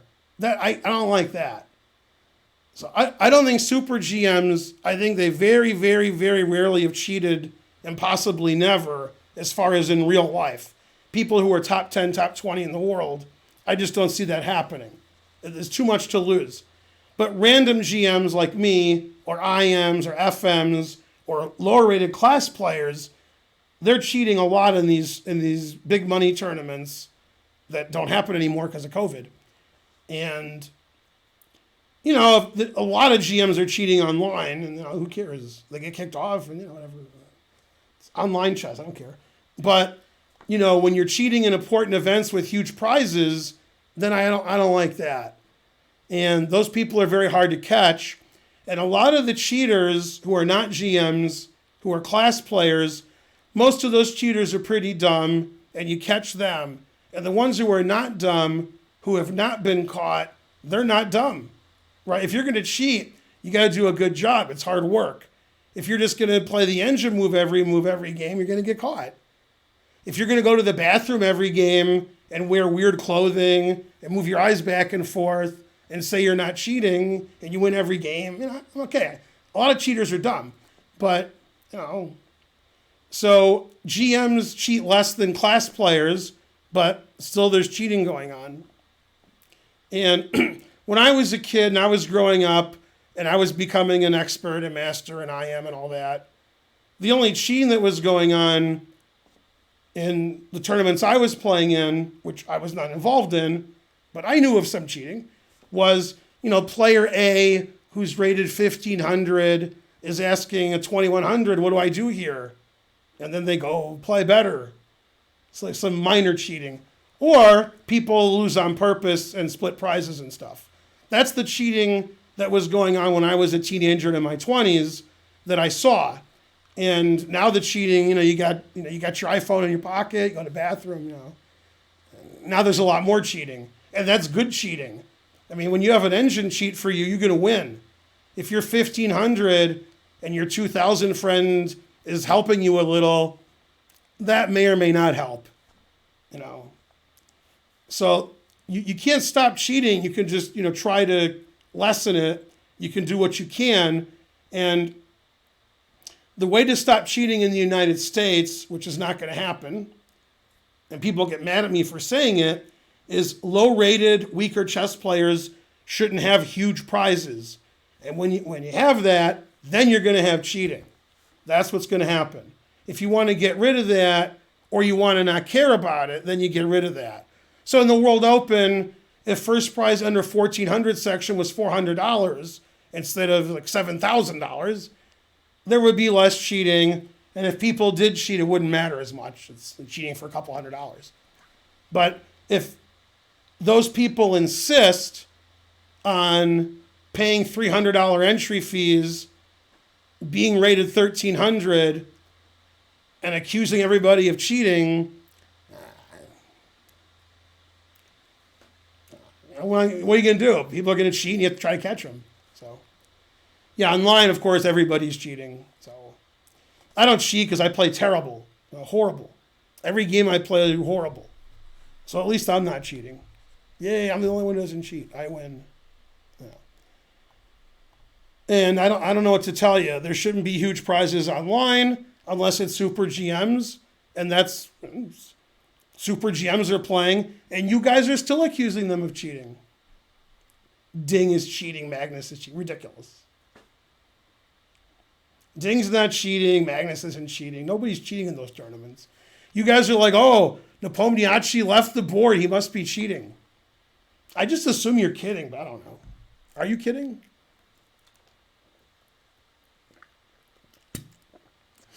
That's correct. Yabba dabba do. That's what people do. That's called sandbagging. And the organizers will look at your rating history. And if your rating is above a certain number, you can't play in certain sections.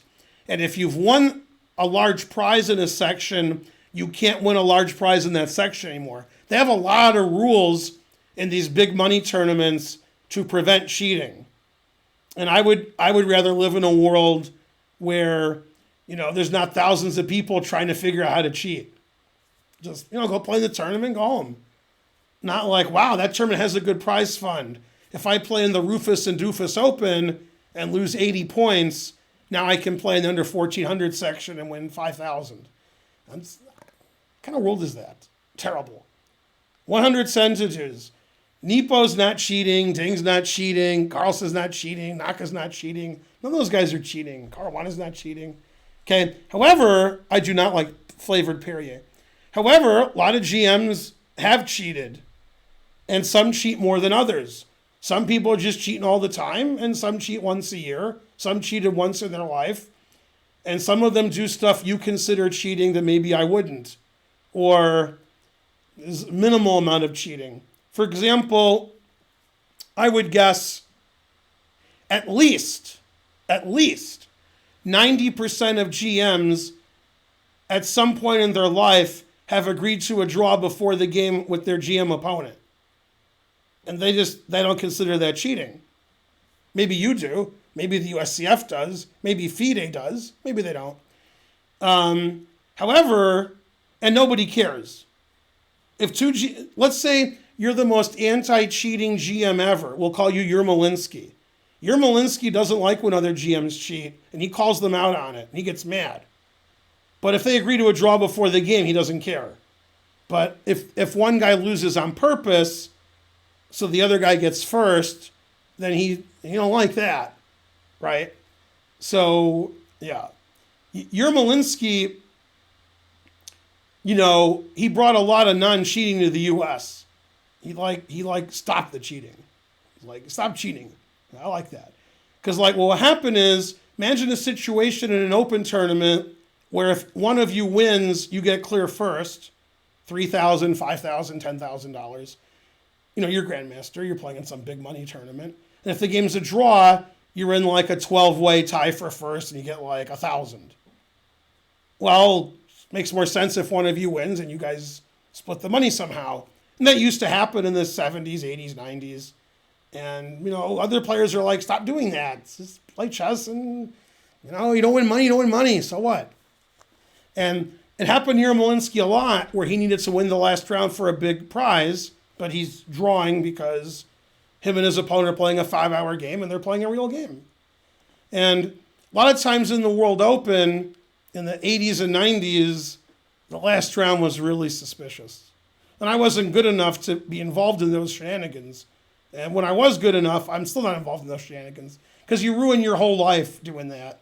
If somebody said, hey, Ben Feingold lost the last round of the World Open on purpose, and I saw his opponent give him $2,000, if that was the case, then your life's over. You can't do that. It's not worth any amount of money to do that. So you just don't cheat. But a lot of people are short-sighted and, they don't have any money. They want to eat the next day. So that's what happens. So there's a lot of cheating in chess, and there's a lot of people getting caught. There's some people not getting caught. What are you going to do? These tournaments that they're having now, like the World Open Online, and the Denker, and the Barber, and this tournament and that tournament, the organizers got a lot of work to do. They're checking everything to make sure people aren't cheating during the tournament and after the fact. And when Karen and I had our couple of tournaments online with a lot of people, we had to throw a lot of people out. People who were rated 1,300 all of a sudden play 99 every game when there's $20 on the line. I mean, it's ridiculous. Now, obviously, I haven't cheated. That's ridiculous. 100 cent to dues. Yeah. Also, one of the things that's in a lot of the press and you guys talk about, you're like, oh, Hikaru made it to the final. Even if he loses, he wins 80,000. He must be ecstatic about that. And maybe Hikaru wants to win 80,000. I don't know. But when they say Magnus, I'm like, Magnus, Anand, what? They don't care if they win 80,000. Okay, Magnus, Anand, Hikaru, Ding, they want to win those tournaments. Dubov, the money just is irrelevant. Okay, if Hikaru got 20,000, 80,000, or 200,000, he wants to say, I won the Magnus, I won these tournaments, right? And he makes plenty of money, but they make it sound like the players are doing cartwheels because they won 80,000 instead of 50,000.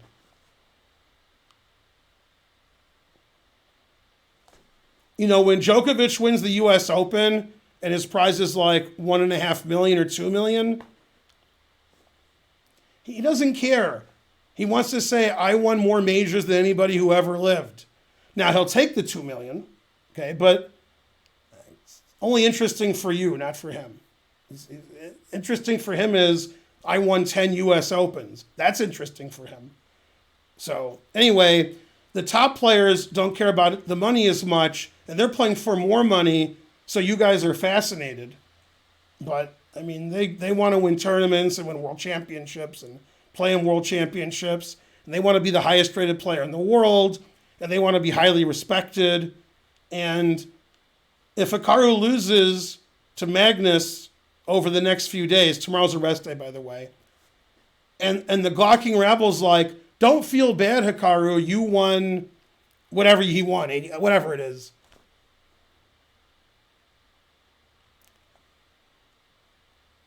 He wants to win the match. He wants to beat Magnus and win that whole thing. That's what he wants. He's not going to not feel bad because he got some money. Ugh, terrible. Okay, and it's the same for Magnus. If Magnus loses to Hikaru in the matches, they're not going to say, it's okay, Magnus, you won an 80,000. Horrible. You guys remember when Federer played Djokovic possibly a year ago, possibly 2 years ago, possibly I'm dreaming it. And it was, I want to say it was the Australian Open, but I have no idea what it was. It could have been any of them. It was a major. And they got to the last set, and at some point, I think Federer had match point, and he lost. I mean, he was crying at the end because he wanted to win. It wasn't because of the money. You want to win those tournaments. And then a lot of the poker players, they say the same thing, and half of them are lying. They're like, I want to win the World Series, not because of the $8 million, but I want to win the World Series. Once I win the World Series, I won the World Series forever. I don't care about the $8 million. For some of them, that might be true, but I think they want the $8 million. Yeah. Yeah, Djokovic, pretty good. He's no joke. It was Wimbledon last year. God damn. Yeah. Hikaru, see, this is actually something I don't understand about Hikaru. I'll let you guys vote. 100 centidues. Thanks for the 100 centidues. All right. And then, yeah. Okay. Let me ask you this question to the chat because I don't know the answer. I think Hikaru would agree. I don't know. Hikaru's way better at blitz, bullet, and rapid than slow chess.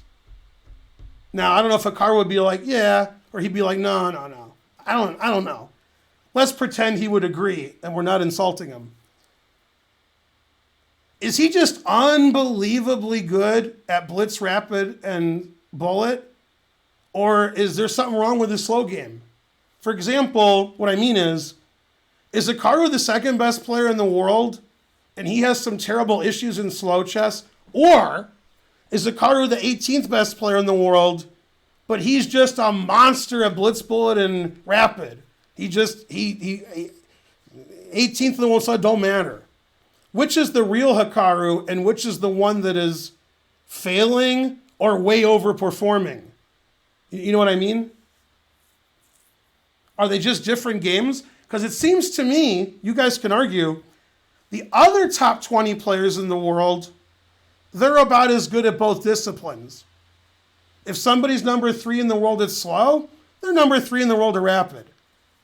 Maybe they're 4th. You know what I mean? It's close, right? Hikaru seems like there's this huge, and online even better. I think Hikaru's better online than in real life, and I think the other players are not. I think a good example would be like Fabiano. I think Fabiano's way better in real life than online. So my question is Hikaru the second best player in the world, but he plays badly over the board slow chess? Or is Hikaru the 16th best player in the world, but he's just insanely good at online blitz, bullet, and rapid? Here's what I mean. If you took somebody who was the 2nd, 3rd, 4th, 5th rated player in the world in slow chess, and they played a slow match over the board with Hikaru, I would bet on them. However, if they played on the internet Rapid, Bullet, and Blitz, I would not bet on them. I would never bet on them. Never. You couldn't make me bet on them. I bet on Magnus, but I'm not going to bet on Caruana. You kidding me? Do you think Caruana could win Title Tuesday? I don't think so. But I think Hikaru could win every Tuesday. You see what I'm saying? No? All right, let's see what the chat says. Yeah. Yeah, that's a good poll. I like that poll.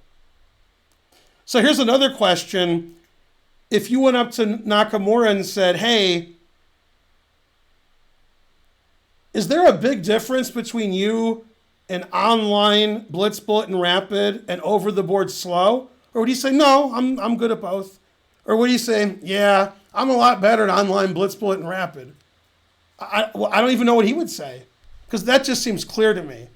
It's clear to me Hikaru's not top 10 in the world in over-the-board slow chess. It's also clear to me he's number 2 in the world in Blitz, Bullet, and Rapid online.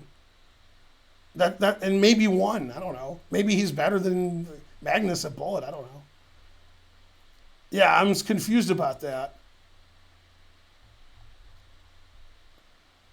Yeah, Naroditsky is a different animal. Naroditsky is maybe number 100 in the world, maybe, in slow over the board. And in Blitz and Bullet on the internet, he's like top 15, top 10. He's even a crazier example. That's right. But the question is, you think he thinks he's top 5 OTB slow chess? Maybe. Maybe.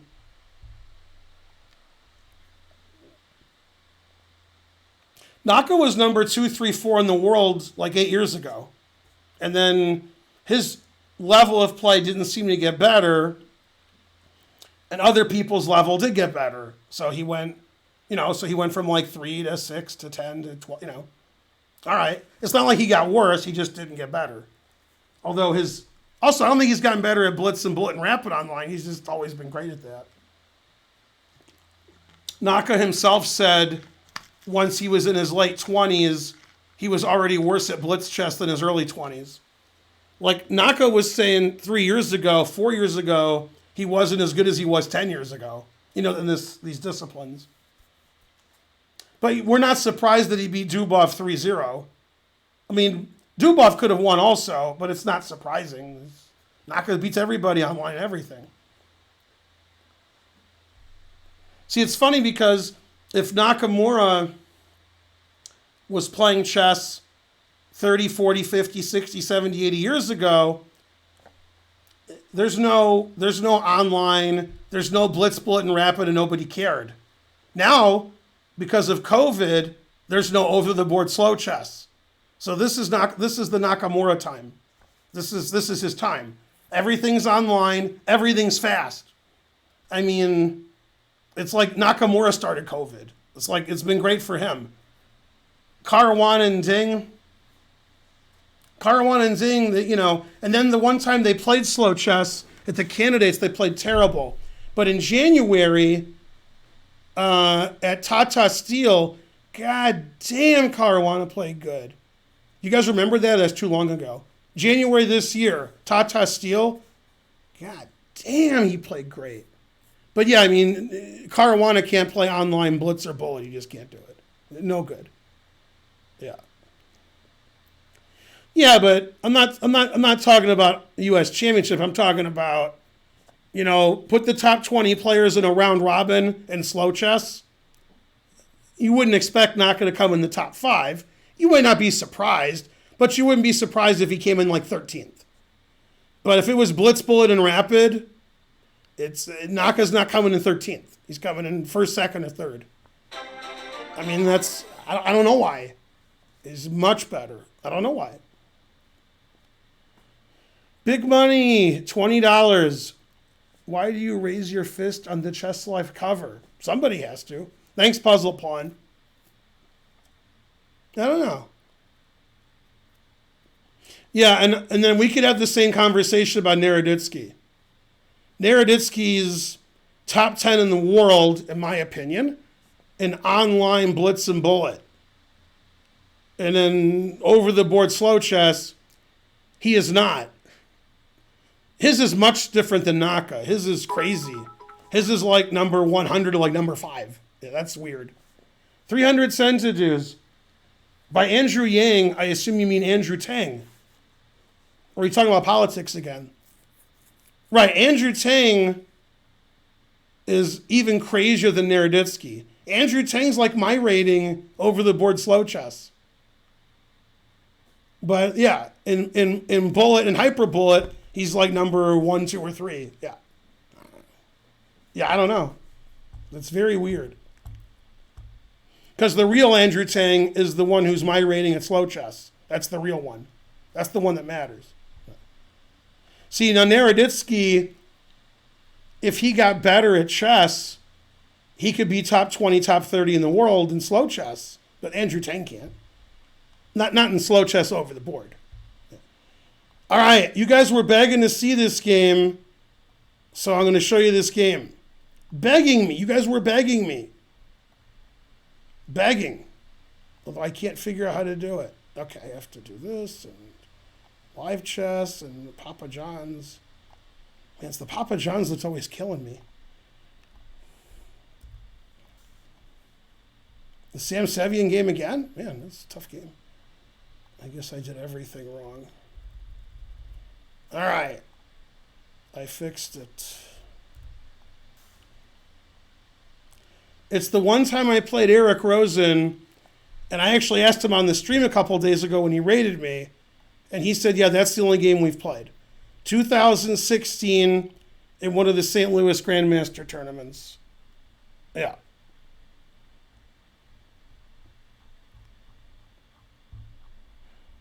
Well, the problem with Hans is his slow game is, I mean, he needs some slow chess. His online blitz game is fine. But yeah, his slow chess is, yeah. Yeah, Danya's good. Yeah. Yeah. Yeah, the problem with the world today and the gawking rabble is if we take the following 4 players, Firouzja, Naroditsky, Andrew Tang, Hans. Okay, now, if we compare them all in Blitz and Bullet Online, they're all really good, although Hans isn't as good as the other 3, but he's good. If we compare them in slow chess over the board, right? Forget about online, forget about Blitz, forget about Bullet. Just over the board slow chess. It's not even close. Firouzja's way better than the other 3. And Naroditsky is way better than the other 2. And Tang and Hans are like me. But if we only talk about Blitz and Bullet Online, now you got 4 players there. Now you got some chess players. And still Hans isn't really at their level. But yeah, but I mean, he's a lot better online than he is in real life. Yeah, I don't know. It's weird. Weird. Yeah. Way better. Yeah. Way better. God damn. Hans doesn't know how to speak German, but his name is Hans. We'll have to have him see, what's that stupid movie with Bruce Willis? God, that's all of them. You know, I'm trying to make a Hans Gruber joke, but I can't think of the movie. What's the movie? Die Hard, yeah. All right. And Hikaru's name is Hikaru. That's right. Yeah. I knew Hikaru Nakamura before you were born. 12 Monkeys is a great movie. Yeah. Yeah. Go 12 Monkeys. Brad Pitt, etc. Okay, I'm black against Rosen. Also, don't forget about trains. Trains are good. Another train. Okay, so he played the London, and I played the King's Indian. So I don't know. I guess it's a Pierce. I don't know. So now it's a Pierce where he's played this. All right. So I've never had black in this position in my life. Like, this position is a billion chess games in a Pierce, and like nobody would play here. They'd play bishop here, they would castle. So it's a weird position. Okay, I played knight c6. He put it in D. and I put it in E. This was played 4 years ago in St. Louis, me and Eric Rosen. He took, which the engine does not like.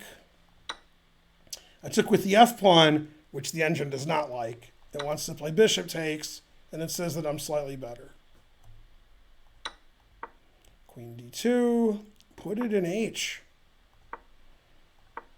And he castled queenside. Now that surprised me. Now, I have to tell you a long, boring story because I was supposed to stream till 11. And I'm hoping for more trains too. Gotta hope for something. Man, I lost a lot of subs. $9.99. That's true, Han Superman. The train is no good. Wow, 1,760 subscribers. Man, I lost a lot of subs. God damn. Okay. A core fault. 9. Good job. Okay. So,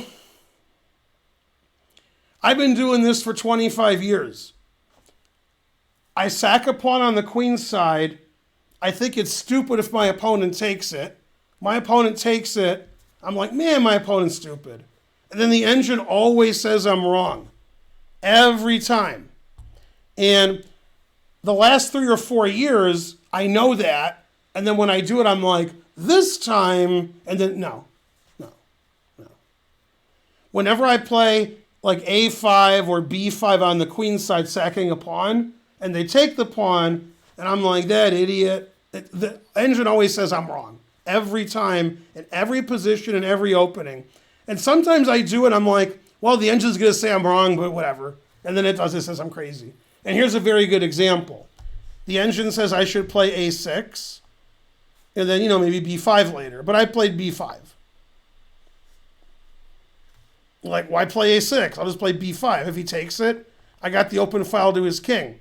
And the engine says, like, that's the worst move ever. Like, I should quit chess. It's like, what's wrong with you? And I'm like, well, I got this, and I got rook b8 and this. How bad can it be? And the engine's like, you're down a pawn, you're an idiot. Man, truth hurts. All right. So, yeah. Don't forget about trains. Okay. Go Chess and Onions. 5 times the number is Sasha Gray. Only 5 times? Terrible. Okay.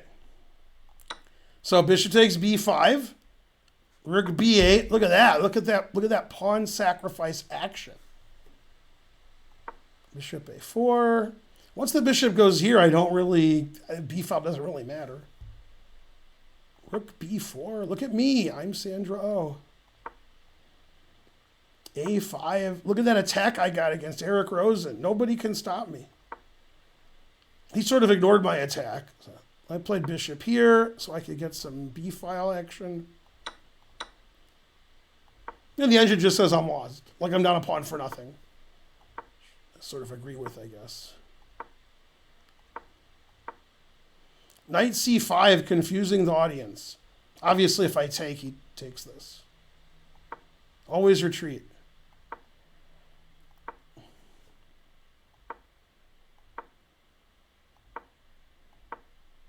Defense. So in this position, he played knight g5, which is a very strange move. And if I take his rook, then knight e6 check. King h8, I guess. Knight takes. I'm just down a pawn, I'm lost. So I play king h8. Now I could take his rook, but he played f3. Yeah. Now the engine says he's up 2.2, and he should play f4, taking advantage of this pin. Not sure why I can't just take this. And then it says rook here, and these pieces aren't really well placed. He's coming to get me. Papa John's. Okay, he played bishop c6. I took with the rook. And now I'm down 2 pawns.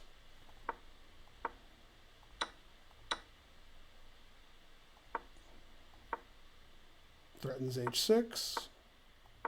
I'm just down 2 pawns.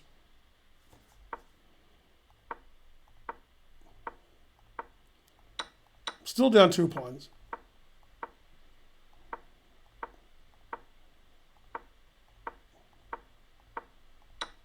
Yeah, I'm down 1 pawn.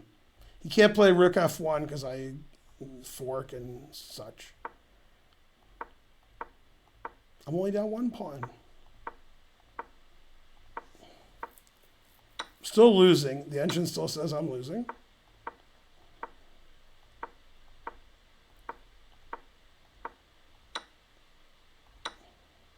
Still down a pawn. Terrible.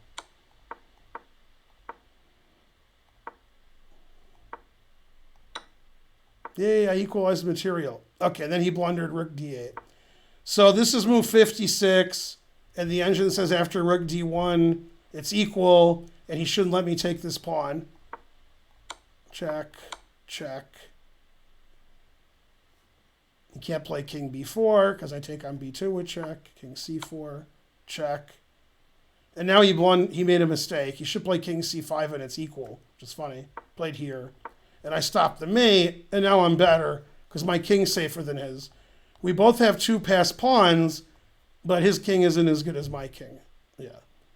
Okay, and now he made a 1-move blunder, although the engine says I'm close to winning here anyway. So that game was very back and forth, where I was okay, then I was worse, then I was lost, then I was worse, then I was lost, then I was worse, then I was equal, and now I'm close to winning, and now he made a 1-move blunder. Now, I will explain his blunder to you. First of all, we're in time trouble. It's one of those game 90 increment 30 tournaments. Okay. But I'm going to explain why he blundered. In his mind, he wants to play rook h8 check. I agree. And queen f6 is a defensive move. Very understandable when your opponent plays queen f6. You're like, okay, he stopped rook h8 check. But actually, I have a threat. Anybody see the threat? Anyone? Anybody? Nobody? Somebody? So he played attacking my queen, and then Knight c6 is a threat. In fact, knight c6 just wins. So he in this position, he has to like move his king or something. But I played the cuter, because I'm so cute, queen takes d8. That makes your opponent feel worse. Knight c6 check also wins. This is more winning. Yeah. Anyway, psychologically, when you're winning or better the whole game, but you're sort of floundering, and then the tables have turned, it's very hard to play accurately because your mind is messing with you. Yeah. Okay, and he played here. And when I gave my lecture yesterday on the great women's chess games, I showed a Vera Menchik game where she was better and her opponent's king was running around and she was up a pawn and she put his foot on her throat. And of course, I like to play the other way, which is make it boring because I'm up a rook here, so everything wins. But for some reason, probably because of time trouble, I played super aggressively.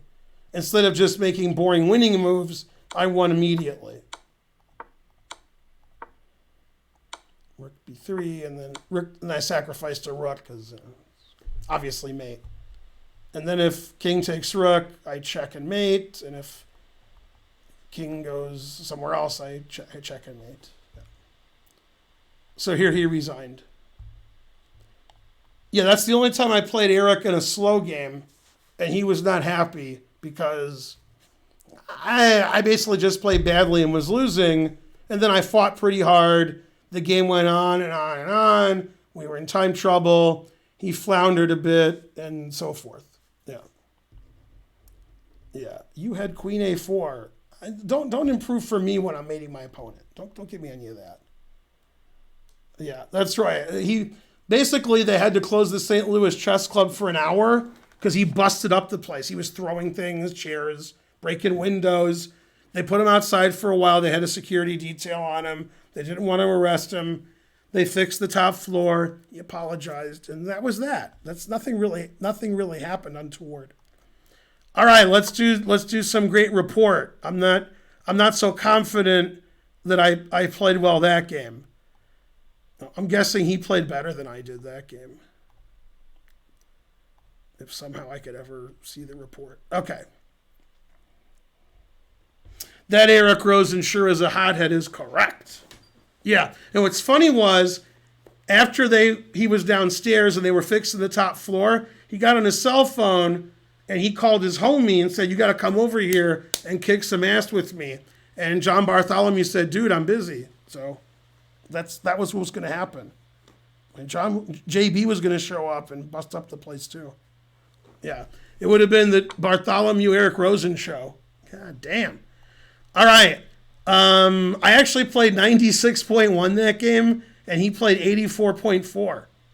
I keep playing 96. I played 0 blunders. I don't believe that. 0 missed wins, 2 mistakes, 4 inaccuracies. 42 best moves to 33 best moves. So I deserve to win. Something like that. I think when he had a position that was +1, +1.5, +2, he didn't play so well. I think that was the issue. Yeah. In chess boxing, I would lose to both of them. Really frustrated or aggressive when losing? I mean, really frustrated is everybody, but aggressive, what are you going to do with me? I'm a big guy. Yeah. Nobody's getting into fights after games. We're grandmasters here, black actors. All right, I still play 96 even when I play terrible. That's good. That's good to know. Not now, but, when I was a good player. This is one of my favorite games. It's against Alejandro. It's the only slow game we ever played. This was in the same St. Louis kind of event, all grandmasters, in 2017. This is the last grandmaster event that I played in St. Louis. I'm actually very interested to see what the game report's going to say. Yeah. Now, to be fair, I'm pretty sure I would beat Alejandro at kickboxing. Or chess boxing. Not kickboxing. Kickboxing, I wouldn't beat anybody. Chess boxing, I don't think Alejandro wants to box me. He's sort of weighs less than me. Yeah. Yeah. That's right, under 1,700. I'm really, really, really thirsty. My throat's not doing well, so I'm gonna get a Perrier.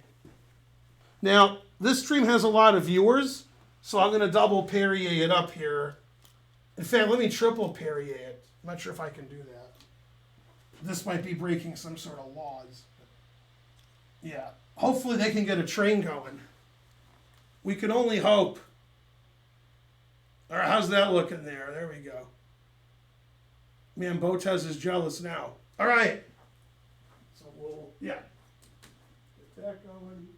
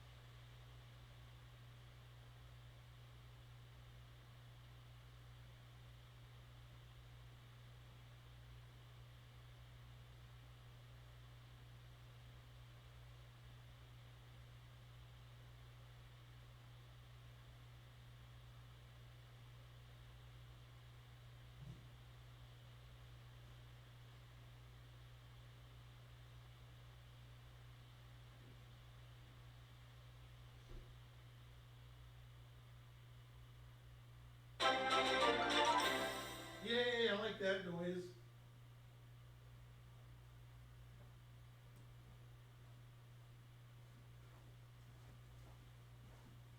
Hooray. $9.99. The chair beat me at Blitz. Where are all the viewers from last night? I was on Chess TV last night. They'll come back Saturday. I'm on Chess TV Saturday. The chair stream was better. Which bottle is the best? The left one, the right one, the middle one. Yeah, harsh. That's right. 100 centidues, go Perrier. The Perrier did do better than I did.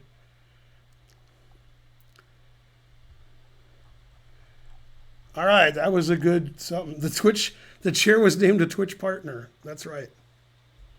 Yeah, the left bottle all day, and then some. This is the best bottle.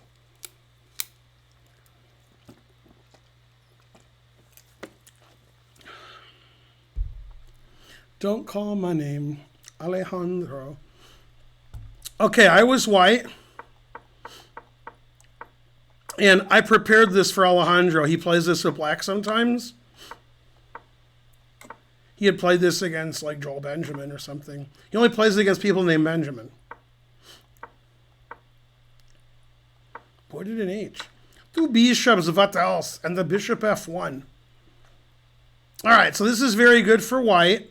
Alejandro doesn't agree, but the engine agrees. The engine says white's +1. Okay. So the first 12 moves I've played very well. Carlson would take white all day. White has a space advantage, 2 bishops, and black has nothing to show for it. 1,000 centidues, Lokius Guardian. If the chess clock was rigged to stop your heart when you lose, who would be alive? God damn. You got to give more money than that because I'm really confused now. I'm going to start sucking my thumb. Yeah. The middle one. Hooray. The middle one was the best. Thanks for the 1,000 centidues. All right. So now I made a bad move. I played knight b5. It's not really related to the position at all. And then I took. Now he wants to play a6, b5. So I played here. Now he can't play a6, b5. And he attacked my bishop, and I moved it away. And I thought, if he plays knight here and I play bishop here, he won't want that because he's like 100 points higher rated than me. He doesn't want to draw. So he'd have to, play some other way. Now, the problem with trying to play a6, b5 is his rook's not defended now that he has his knight on b8. So he would have to untangle. But he played c4. And again, the engine says white's doing great. And once again, I made a move that does something. It wasn't good. c3. I'm still better, but I'm losing some of my advantage. Bishop e3 is okay. a6 is okay. Now, I really misevaluated the position, I got to say. Here, I thought I had a big advantage. I thought this was great for white. I thought I could do stuff on the king's side, and I thought he was very passive, and the engine says like it's equal. Overestimating my position again. Yeah, and during the game I just thought I'm the greatest. I'm playing great. My position's great. His king is no good. I'm going to get him. Yeah, I just thought, and then I played a5, and I'm like, he has no counterplay. I can play e5 and win. I can move my f-pawn and win. I can play queen g7, check and win. And he can't do anything. That's what I was thinking during the game. And the engine says black's better here. So my understanding of the position was quite bad. Okay. The engine actually doesn't like queen there. It wants to play queen c7. So after here, he could trade everything. But I did go there. And he played here. And I thought I was completely winning here. And he thought it was about equal. The engine agrees with him. I thought, man, am I crushing him? I'm going to mate him on the back rank and mate him on g7 and win his d6 pawn. And he can't do anything. All right. I played there. That's the engine move. Queen h5. ed6 is one of the engine moves. I played rook d4. That's not a bad move. He played g5, so he could take my h-pawn. And so I lost my h-pawn. And I was like, damn. And he always play f6. And the engine says this is about equal. And I thought I was doing great. I thought his king was no good. I have a passed d-pawn, Papa John's. And the engine says it's equal. Okay. Takes. Rook d4. And the engine says this is equal too. All right. Yeah, and when he played king g7, I was like, what can I do here? And I was like, I don't know. Got to do something. And the engine says it's equal if I play bishop to d1, but I always play bishop f1. That's what I do.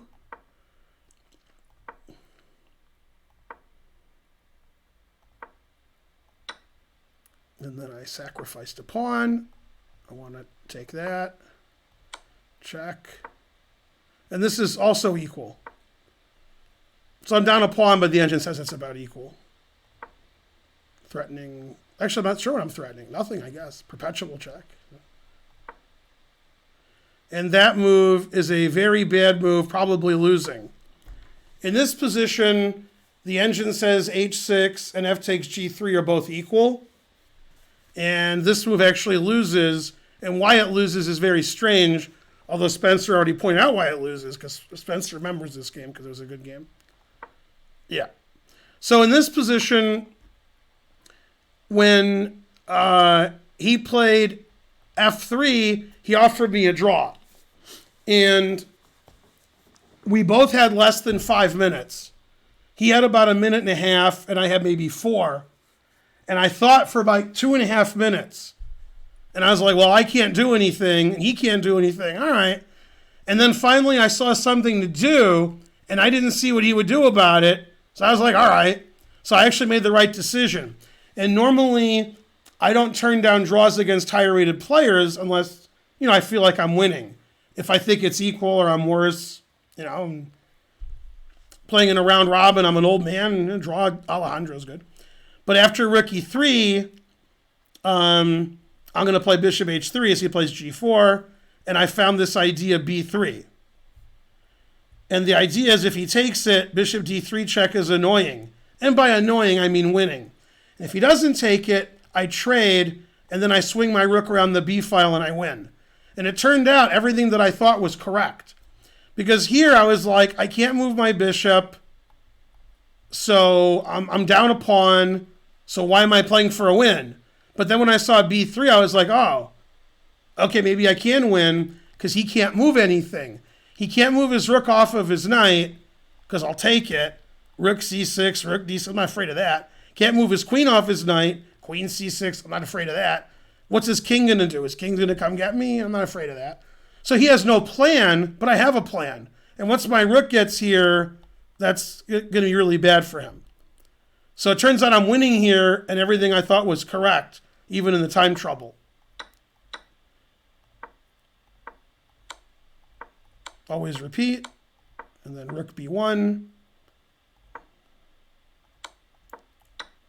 I got my pawn back. He got his pawn. Now my queen and rook are crushing his king, obviously.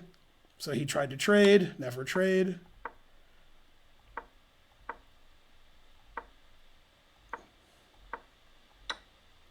Yay, I equalized the pawns. But obviously my king is safe and his isn't. So his king's perpetually not safe. Yeah. And in this position is where I found the winning plan.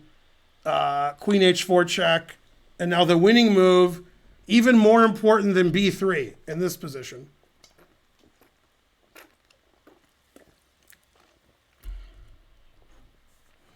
Let's see who finds it.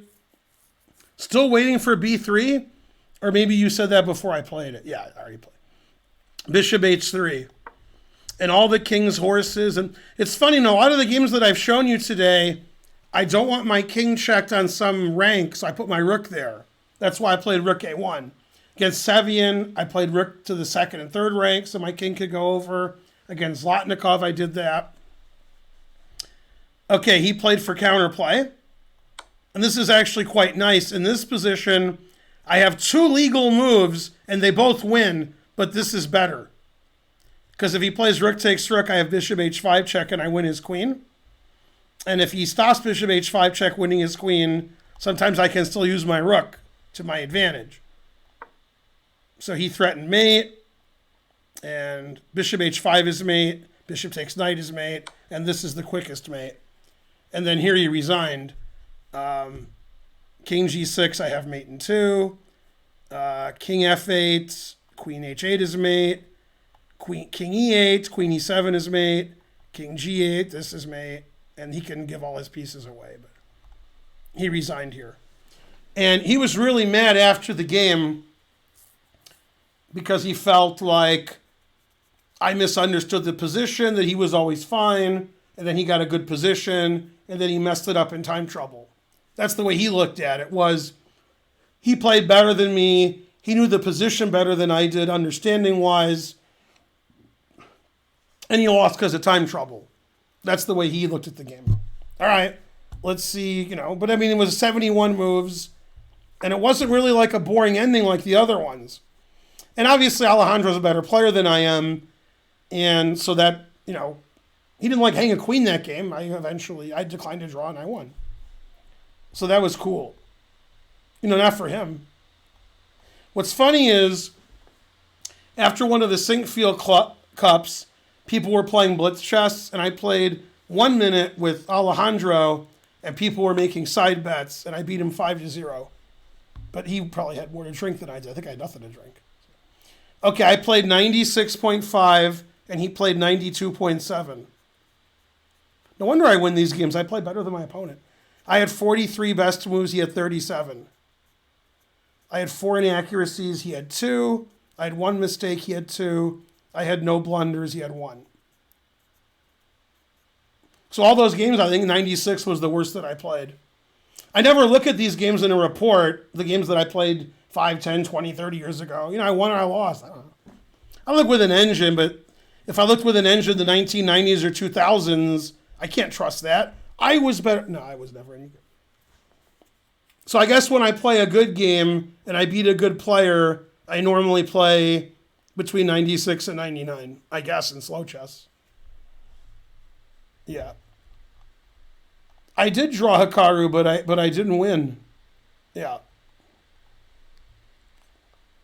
Well, these games were played years ago, though. That game was played 3 years ago.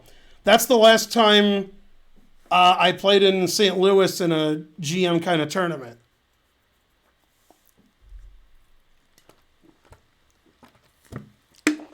I did okay, too. Usually, when I play in round robins where the other players are about my rating, I do a lot of work, a lot of opening work, a lot of preparation. It's usually 1 game a day, sometimes 2, so I can do that. I prefer 1 game a day. And I like really slow time control because I like to figure everything out because I'm afraid to move. So I never reported those games before, but it seemed like in all of them I was playing 96 or 97. I'm not sure if that's good. I think like Nepomniachtchi and Hikaru and those guys, I think they play better than that in 3 minutes. Damn, harsh. Truth hurts. Carlsen will be 30. That is correct. Does Ali Reza have it for the World Championship? I don't know. Something. You weren't born 3 years ago. Hikaru wasn't over 30 3 years ago.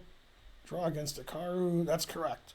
No, I'll show like some of my games against interesting players on other streams, like Hikaru. That was an interesting game. Yeah. And so on. Mainly and so on. But I like doing these reports because I never did the reports. I mean, I didn't play in the 70s, so that's good. The 1970s. Then I played in the 50s, the 1970s. That was terrible. Frankly. Is it live chess again? Yeah. What's my worst loss? All of them. Yeah. Multiple accounts and devices. Good. Hi, Felicia, making my stream have better numbers. Papa John's. Yeah. Exactly. All right, I'm exhausted. I've streamed for 2 hours and 25 minutes because I started early, and I really shouldn't leave because I have a lot of viewers. But I'm like out of gas. I don't know. Sit here and chat with you about how much I hate Trump and Pence. I don't know. I mean, I like I'm not a Biden fan, but I mean, I'd vote for this Perrier over Trump even after I drank it. Goes down smooth. Was that Wade Boggs? Who goes down smooth? No, it was like Chester A. Arthur. Mark Spencer, who goes down smooth? Maybe it was Wade Boggs. No. In Futurama, when they who went down smooth? I forgot. Damn. Is it Wade Boggs?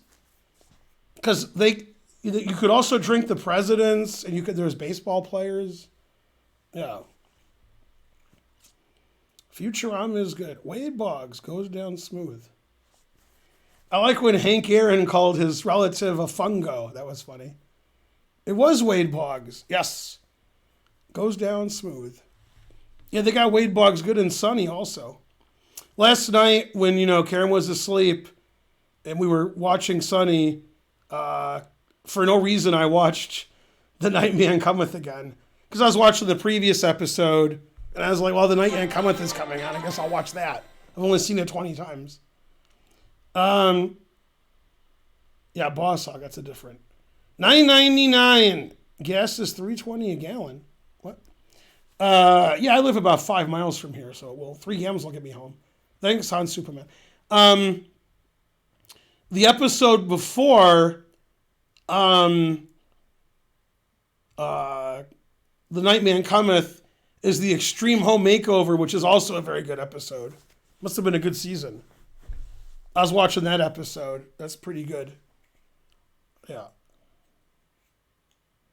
I like when the woman stabs Frank and he pulls his gun out. She got him good with the scissors. Yeah. Anyway, that was voted for Lincoln twice. What? I trained with a Hank Aaron. Good enough. That's right. You're holding the bat upside down. Or what do you say? Yeah. Anyway, great. Okay, so tomorrow I stream from 5 to 7, and somebody points it out. I missed the last 2 Thursdays. I know I was sick last Thursday. I'm not going to miss this Thursday, 5 to 7. And then 9 to 11 again on Friday. Then I stream 6 to 9 on Saturday. And from 7 to 9, I'll be on Chess TV probably. Yeah, maybe. I don't know. If you want to watch Carlsen versus Nakamura, the Magnus Carlsen event, they have a rest day tomorrow, so they ain't playing tomorrow. So if you turn it on, they're not playing. You will be disappointed. I asked on Twitter, and Chess24 answered me. So I was like, all right. I mean, I'm not better than Tiny Iota. He's great. Exactly. We'll see you. Yeah, that's right. The Tigers are supposed to play the Cardinals, but COVID. Yeah. All right. See you guys tomorrow, 5 p.m. Eastern. Bye.